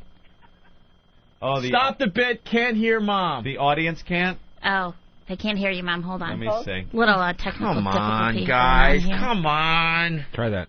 Oh, they Try that. That's great. Can they hear Mom? Well, hopefully they can. We will soon see. Keep refreshing the instant feedback and see if they could hear. Yeah, so she woke up next to this guy and then decided she was going to try to make it work. Right. Now, that seems a little odd. It seems like you would right away go, oh, my God, if I'm waking up and I don't even know who this guy is, I better get an annulment, lickety-split. Well, no, but see, she was always brought up to keep striving. Look at the mom trying to put a positive spin on this thing. I love you, Trying Mom. to put a positive spin, like, look at my little girl. She was determined to make it work. Right. Great. Never give up, unless you really have to after trying. You as a mom, though, didn't you realize something might be a tad bit wrong, that she's Well, yeah, but it was already a fact after we found out, see? What about the... no, I mean as far as her drinking goes, because some people can drink and they're fine. Did she ever drink at, like, family holidays or something? No. She and then she was gone after high school, so... Yeah. Mm-hmm. And then we missed all that part. Mm-hmm. That's when she went wild after high school, was it? Yep. Wow. Uh-huh. Well, we know how moms can be. I know my own mom has to deal with me doing this program, and then I go over there like her cute little boy that she remembers from years ago, and meanwhile, on the air... It's got to be heartbreaking for her. Sometimes it is. She's got to turn this program off. She cannot even listen to her own son's show. And then Opie's got the same issues. There are times where his mom's got to just turn the radio off. Yeah. That's bad enough, but our own little Jimmy Norton, who is on this program also, he really has some problems. Like what kind? Well, not only because With who? His mother? Well, he likes prostitutes to come over and take leaks on his chest, and every once in a while... no. Every once in a while, a log will fall out as well. He was brought up different, right? No, my mom, they did a nice job raising me. They were very lovely. Dee Dee's mom, I've met Norton's parents. They're absolutely lovely people. The nicest people you'd ever want to meet. You know what happened? What? He lived on a hill. I know he lived on a hill because the fruit always falls near the tree, and he must have done a lot of rolling. Oh, is that it? He rolled away from... Look at you. You got a sense of humor, too, don't you? Kind of. Yeah. I have to have. Apparently I was a piece of tapered fruit that came out in a banana shape. So, Norton likes to... Because it was brown. Norton likes to talk openly about his personal life on the program, which is quite different than most people. Is that his self-therapy there? Yeah, I kind of, in a way. It helps. Yeah. Not much, though. I still act out on it. So. Makes for embarrassing situations, though. And just like all our moms, Norton's mom was listening one day and heard some real crazy stuff and decided to reach out to her son and leave a little voicemail on his machine there. And we want you to listen to this voicemail now. And this is Norton's mom. This is no radio bit. All right. So listen in, and I don't know. I'd like to get another mother's opinion on this advice. Yeah. Okay. We're listening. This is Norton's mom, everyone. Oh, Norton's mom. Hi, sweetheart. It's Mom. How are you? Jimmy, I know this is a little awkward, but everyone's fine here. But we heard the radio show. We love it, by the way. And you were talking about giving up, the ladies of the evening, which is a wonderful thing. But you know what? Dr. Phil always says replace something with something. So I was thinking, you have that nice gym downstairs. And, just for like 20 minutes to half an hour and you would feel better. Use that. And also there's gyms in New York you could go. You could exercise and you would feel a whole lot better. You'd lose a little weight, you'd tone up, and you relieve, tension and stuff. And you'd be meeting other people. I don't know, honey. I just thought it might be a good thing. I'm sorry. I'm interfering, I know. I'm thinking of you. Nobody knows I'm calling. So don't get offended or think I'm strange, but I am a mother, and I worry about you. You're doing so well. Everything's falling into place. This might be just one of the, the health thing. It would help you, sweetheart. Well, anyway, that's it. I'm not going to go on and on. I know it's not my business. But anyway, I love you, and I feel I can interfere because I'm your mother. I'm taking special license. But anyway, we're looking forward to seeing you at Christmas, and I really hope you can make it. And anyway, don't be mad at me, okay, sweetie? I love you. Talk to you soon. Bye-bye. So if Jimmy... Oh, she's trying so hard. If you're going to give up hookers and go to the gym, Jimmy, just wear an Ozzy shirt. I don't think that's going to be a good replacement. No. Yeah, see... You got to take up knitting. Knitting? She wanted him to, go to the gym, maybe work out. That was the gym and not a guy named Jim. Yeah, downstairs. no, the gym. Okay, so go to the gym Tone up a little. Tone up, and give up the hookers. But that was pretty good advice, right? She used a little Dr. Phil? I don't know. I don't know if it's going to work. Yeah, well, you think knitting might help? It will. It'll keep the hands busy. Any advice for little Jimmy Norton? Take up knitting. No, like some real advice. Could knit myself a rope and stool. Oh, my God. My mother. No real advice for Jimmy Norton? Nothing I can think of right offhand. It's not a situation she's probably used to dealing with. No, she's hookers. He's got to get another hobby. That's not really a hobby. Yeah, it's an addiction. Yes, it's a hobby. It's a hobby. It's not an addiction. It's a hobby. You don't think... I like the way her mom thinks. That's helpful. Yeah, it's a hobby. Just a little thing I do. It's kind of like putting model planes together, except I'm dehumanizing someone. I was going to Right. I was going to say, it's just like, model airplanes. Jesus. Why don't you have your mature listeners send you in one-liner advice and put them in a hat or a shoe and pick one out a day? And take that advice. Damn, you want to produce this radio show? That's a good one. So that's much better than the advice we get from our own producers. Oh, well, see? Oof. I see you. No, why? No pictures today. Dude, no. What's that for? What? I'm happy to leave. Why are we taking pictures today? I don't know. They said they wanted me to come and take pictures. No pictures today. Oh, God. No, I'm exhausted. I am so sick of pictures. I'm really sick of pictures. Well, you could autograph them and sell them. No, he's going to take them. No. For what? For what? Yes. For what? For what? For the boss. Boss wants pictures taken. Boss wants pictures. Which boss? For what? All the bosses. Pictures. For what? I'm not even kidding today. They need new photos. Well, someone's got to tell us before they take the picture, so you can comb your so hair. we can shower and not be hung over and tied. You look fine. I'm not taking any more pictures. You look very svelte in that shirt, actually. It's for promo materials, guys. That's what. Well, someone's got to tell us ahead of time. I'm not even kidding anymore. Every time they take photos, we look awful. Are you on the because air no one tells arguing? us ahead of time. I'm serious. No. This is live on the air arguing. Yeah, we're arguing on the air live. This is our stupid radio show. Can you believe it? I know that we actually do this on the air. What's Opie getting? You all have to take up knitting. Knitting? Wow, she's really into the knitting. Has that ever worked for Dee Dee or anything? Dee Dee, did you knit? No. You never knitted? She doesn't cook either. You don't cook, huh? Well, I cook, but I'm not a cook like her. Yeah. You just order a lot of takeout or something? No, really. Have your listeners send in advice and pick it out of the shoe and They could take pictures next time we're down here and warn us.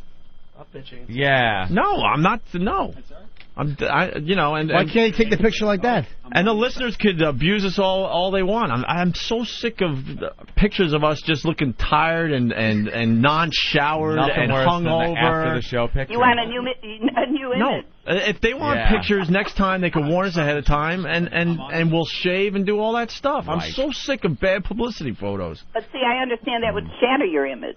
Here I see the promo now, Photo Diva. Have fun with it. I don't care, but I'm dead serious. I'm so sick and tired. And then the pictures look bad, so then they Photoshop my eyes wide open with a smile. I look like a fucking retard. Oh, watch your language. I look worse than I look worse than Terry Schiavo in half these pictures. My mouth is open. I'm smiling, and my eyes are as wide as they possibly could be.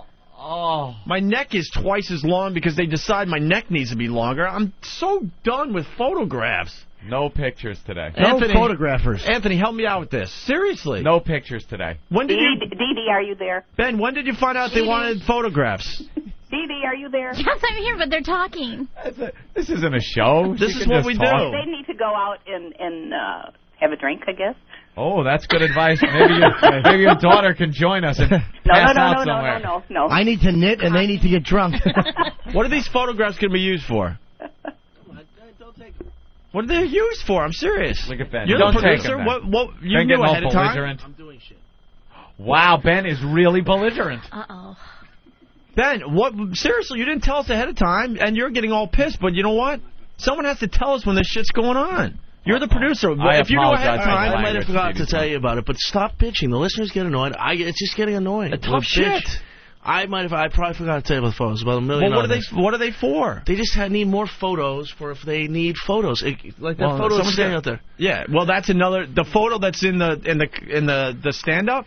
That's a horrible photograph. But you know why? Because we were tired and they came in after us doing a morning show and no one warned us. You're never happy. No one warned us. Dee, they have to meditate. They have to go and meditate. I could show you. I could prove my point. You could say I'm tired all the time, whatever. But the last time they didn't like the photographs because we were tired, so they photoshopped our faces to look like freaking Frankenstein. Don't do them. I don't care. Good. We're not doing them. I'd like to do a picture. Photo diva on the way. Photo diva. Hey, will that guy stick around if Robert Plant's in the area? We can do me and Robert. I'm not Robert Plant, but will I do? Hey, Mad Mexican, what's up? Not even Robert Kelly. I tell you what, I got something for Jim, and then I'm going to get the hell out of here. I'm doing a show. All right. Okay? Jim, I didn't see you on Valentine's Day, so I got you. Okay, Jim, I didn't see you on Valentine's Day, so I got you this for Valentine's Day. It's all yours. Oh, thank you. What is it there, Mad I don't know, Mexican? it looks like a genetic thing gone wild or something. No, you got to explain it. We're on the radio. Oh, okay, that's what it is. It's a genetic doll that they're called Kids something or other. Sugarloaf Costume Kids. And it's got like a... You hear that? Sounds weird. Everybody thinks that's kind of creepy, huh? Yeah, it's got like my face. It looks like me with a black fur around it and 2 red ears. And it says in a red heart on the stomach, love you.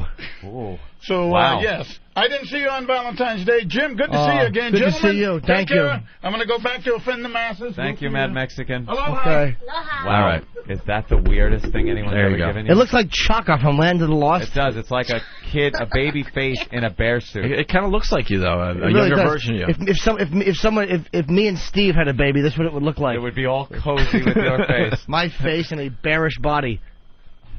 Anyway, so where were we? You need to meditate. Saying no pictures? But because, you know...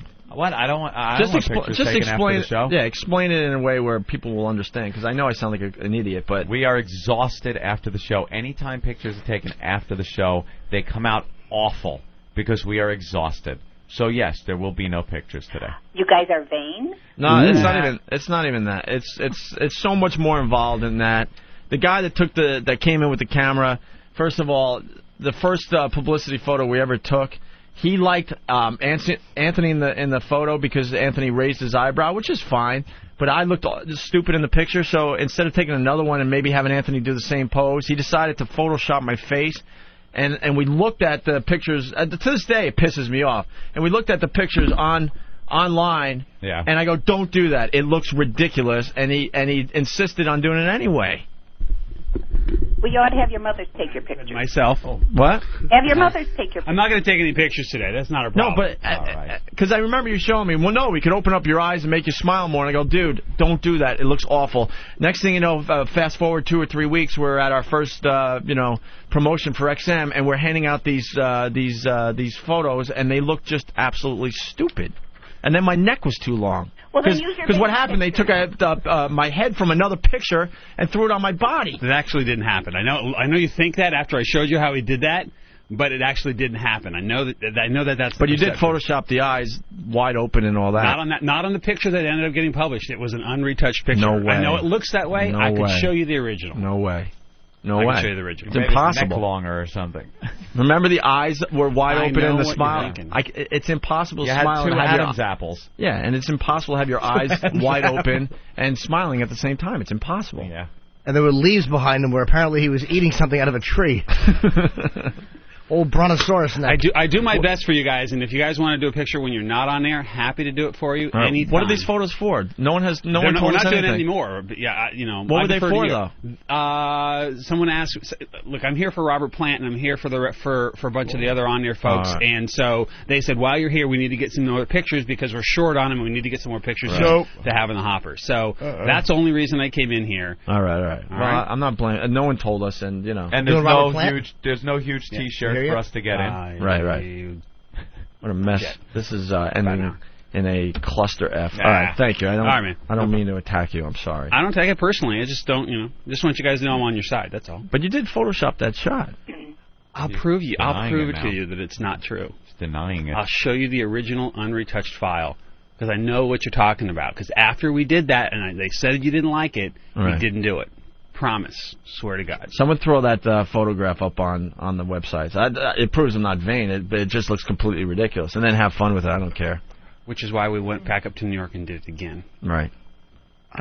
What time you take some pictures with Robert Plant? That's cool. Yeah. He needs a picture with Robert Plant. Just make that happen. Not a problem. All right. I'll make it happen. They're doing a meet and greet afterwards. Dee Dee's mom. Yes. Sorry about that. You guys need to go to therapy somewhere. I know. Yeah, we admitted when the show started. Why don't you use your baby pictures? We've done that in the past. You've done that. Yeah. Ridiculous. Well, then have Dee Dee take some pictures. He's real good with a camera. Yeah. All right, Dee Dee. Okay. This is it for the news for the day.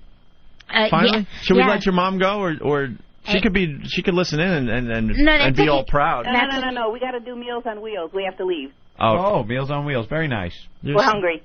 All right. Well, okay. Thank you. Goodbye. There she goes, Dee Dee's mom. Bye, Mom. Okay. All right. Yes. Oh, I was waiting for the ticker noise. Okay, here's some big news. Hyundai Motor America is the first automaker to add standard XM satellite radio to its full vehicle lineup. How about that? Isn't that kick-ass? Yes. Hyundai. Another huge announcement for XM satellite radio. Yep. Yes. Starting in 2006, XM radios will be factory installed in all Hyundai models, beginning with the all-new Sonata, Santa Fe, Elantra, I have one of those, and the upcoming replacement for the XG350 premium sedan. How great is that? That is great. Right? And that's the key to this whole thing. Factory installed. Yep.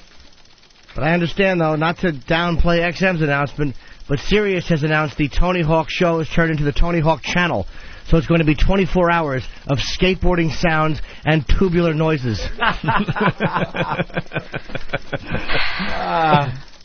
Okay, speaking of cars, vehicles. I think actually Sirius did announce that their newest unit is coming out, and it is the size of a Hyundai. So, similar thing. Well, this is not even to make fun of Sirius, but they did announce a factory install for all 1971 Pintos. Those idiots. All kidding aside, Howard has no idea what he got himself into. Have fun over there. Good luck to you. I know, that's pretty kicking. Enjoy the money. Which is a great thing, obviously, but as far as getting an audience, good effing luck. Sirius is good, though, man, because if you can just, you put it in the kitchen, like if you take out the microwave, it fits perfectly where that used to hang. Instead of eating omelets, you can just listen to your favorite radio programming with commercials. The stuff Elo was telling us after the show yesterday, oh, my God. Oh, nice. Good luck. Oh. Are you ready? Mm-hmm. Some sad news here. Somebody passed away. Steelers football star David Little. He died while weightlifting at home in Miami. Oh. No. He was only 46. No. That's terrific. Oh. Yeah. Steroids? No, weightlifting. Not steroids. Nothing about steroids. Did his heart stop? How did he die weightlifting? I don't know. I guess it maybe fell on it. He was suffocated by the barbell. Oh, man. Yeah, his children, David Jr. and Darian, found him. Oh. Yeah, that's sad. Hey, take that with you for the rest of your life, kids. Yeah. Couldn't get it off his chest. Couldn't get it off of there, rolled onto his neck. Yeah. Suffocated Couldn't him. he turn to the left? You can't turn? I think there's a way to get those goddamn weights off you, unless it just crashed down and crushed his windpipe. Oh, maybe it slipped out of his hand or something when he was trying to push it up? Maybe. Oh, that's sad. But I have some good news for your female listeners. Oh, okay. Yeah. Well, studies are showing that your monthly visit from Aunt Flo helps you live longer. Yeah. Really? Bloody ridiculous, but it's true. Dr. Thomas Pearl, he's a New England doctor, says that women are almost 6 times as likely to live to 100 as men. And he thinks it's because of your monthly visit from Aunt Flo, because iron helps produce free radicals. That's not what it is. It's Yes, just women don't have them nagging them. So the blood loss makes most women iron deficient. So to test his theory, he's avoiding red meat and donating a pint of blood bi-monthly to make himself iron deficient to see if he lives to 100. He said that I menstruate, but only every 8 weeks. So the rest of the time he's like skiing. And So he's simulating giving himself a period. Yeah. What an ass. He should just dump it into his underwear and walk around. Ew. And to be realistic. I mean, not much. Smell up the room and not fuck his spouse. Be cranky and annoy everyone. Is he also a melodramatic asshole? 8 days a month he gives blowjobs. And he cries 3 days before he gives blood. Nobody loves me. I'm fat. Yuck. Well, old pulp boxers. you should try it, Jimmy. Try not eating red meat and do that. How awful. Horrible. That's pretty much the news. I mean, the big deal is the nonsense. What about Sunday. Oprah? Oh, see, I don't have that on my thing. All right, read the Oprah story. It's a good one. Cold read. Oprah to taste the poor life. Yeah, sure. Oprah Winfrey is giving her fancy surroundings to live in a public housing project in Chicago. The talk show hostess, who's been known to give away cars to her entire studio audience, who all She had paid for that, I'm sure. will spend a month in the downscale digs as part of a TV series she's producing about the housing crisis in the country's inner cities. I'm no, sure I it'll don't be see her doing just that. like her, just like anyone else living in the project. There won't be security around her. She won't have to worry about her life being taken as she walks up the stair or into an elevator in one of these buildings. Yeah. She's going to have a team of security guards there. Of course she is. Why? But Because you know, like everybody in that building could have a team of security guards. But What a phony. But speaking of periods, I understand that Oprah's going to donate hers to have the projects building painted. Oh, that's gross. That's just gross. That's gross. Sucks. So do you want me to horrific. read about the anal cherry in New York City? Well, how much time we got left in the show? Or should I save that? A couple minutes? 3 minutes or so? Oh, God. Yeah, a lot of people want to hear you read some dirty stuff. So A little smut. Well, So Ben got some stuff God, together I'm glad for my you. mom's off the line. All right. Yeah. Well, she's not. Here I go. Marilyn leaves her anal cherry in New York City. Have you ever been fucked up the ass? Hold on, Steve. This isn't a news story. Jesus. Yeah. Ticker tape going. Maybe in your world this is news. All right. What kind of an awful dark place does he live in that this is considered headline news? Oh, my God. She lost her anal cherry. This is the lighter side of the news, you know? The wacky right. story that ends the newscast. The human interest Human part. interest, right. And he pulled it out, and there was a lima bean skin on his cockhead. I'm John Montone. I almost got a llama bean skin. Fool. So you want me to continue? Sure. Okay, have you ever been fucked up the ass? Oh, one time at Bourbon Street, I woke up in the garage of a gas station. Bathroom of a gas station. Oh, right. Do you want to fuck me up the ass? Most of the time, I'm so fucking horny, I don't know what to do with myself. The first time I had anal sex, I was in New York City. So only read the highlighted ones. You ever partake in that type of action? I plead the fifth. So I asked this all right, wait, we got a sexy theory on the fifth stranger thing. who That means- happened to that be means really yes. Well, you know, if your fifth, significant absolutely. other wants you to experiment, you Hey, there you go. You bite the Listen. pillow. You roll over on your belly. you bite the pillow. Bite that pillow, right? Yeah. Little fists clenching and unclenching. Oh. I'm not going to talk about it. Did you like it or not? Did it steam? Ow, it stings. It hurt a little, that's all I'll say. All right. No, you're honest. I like that. But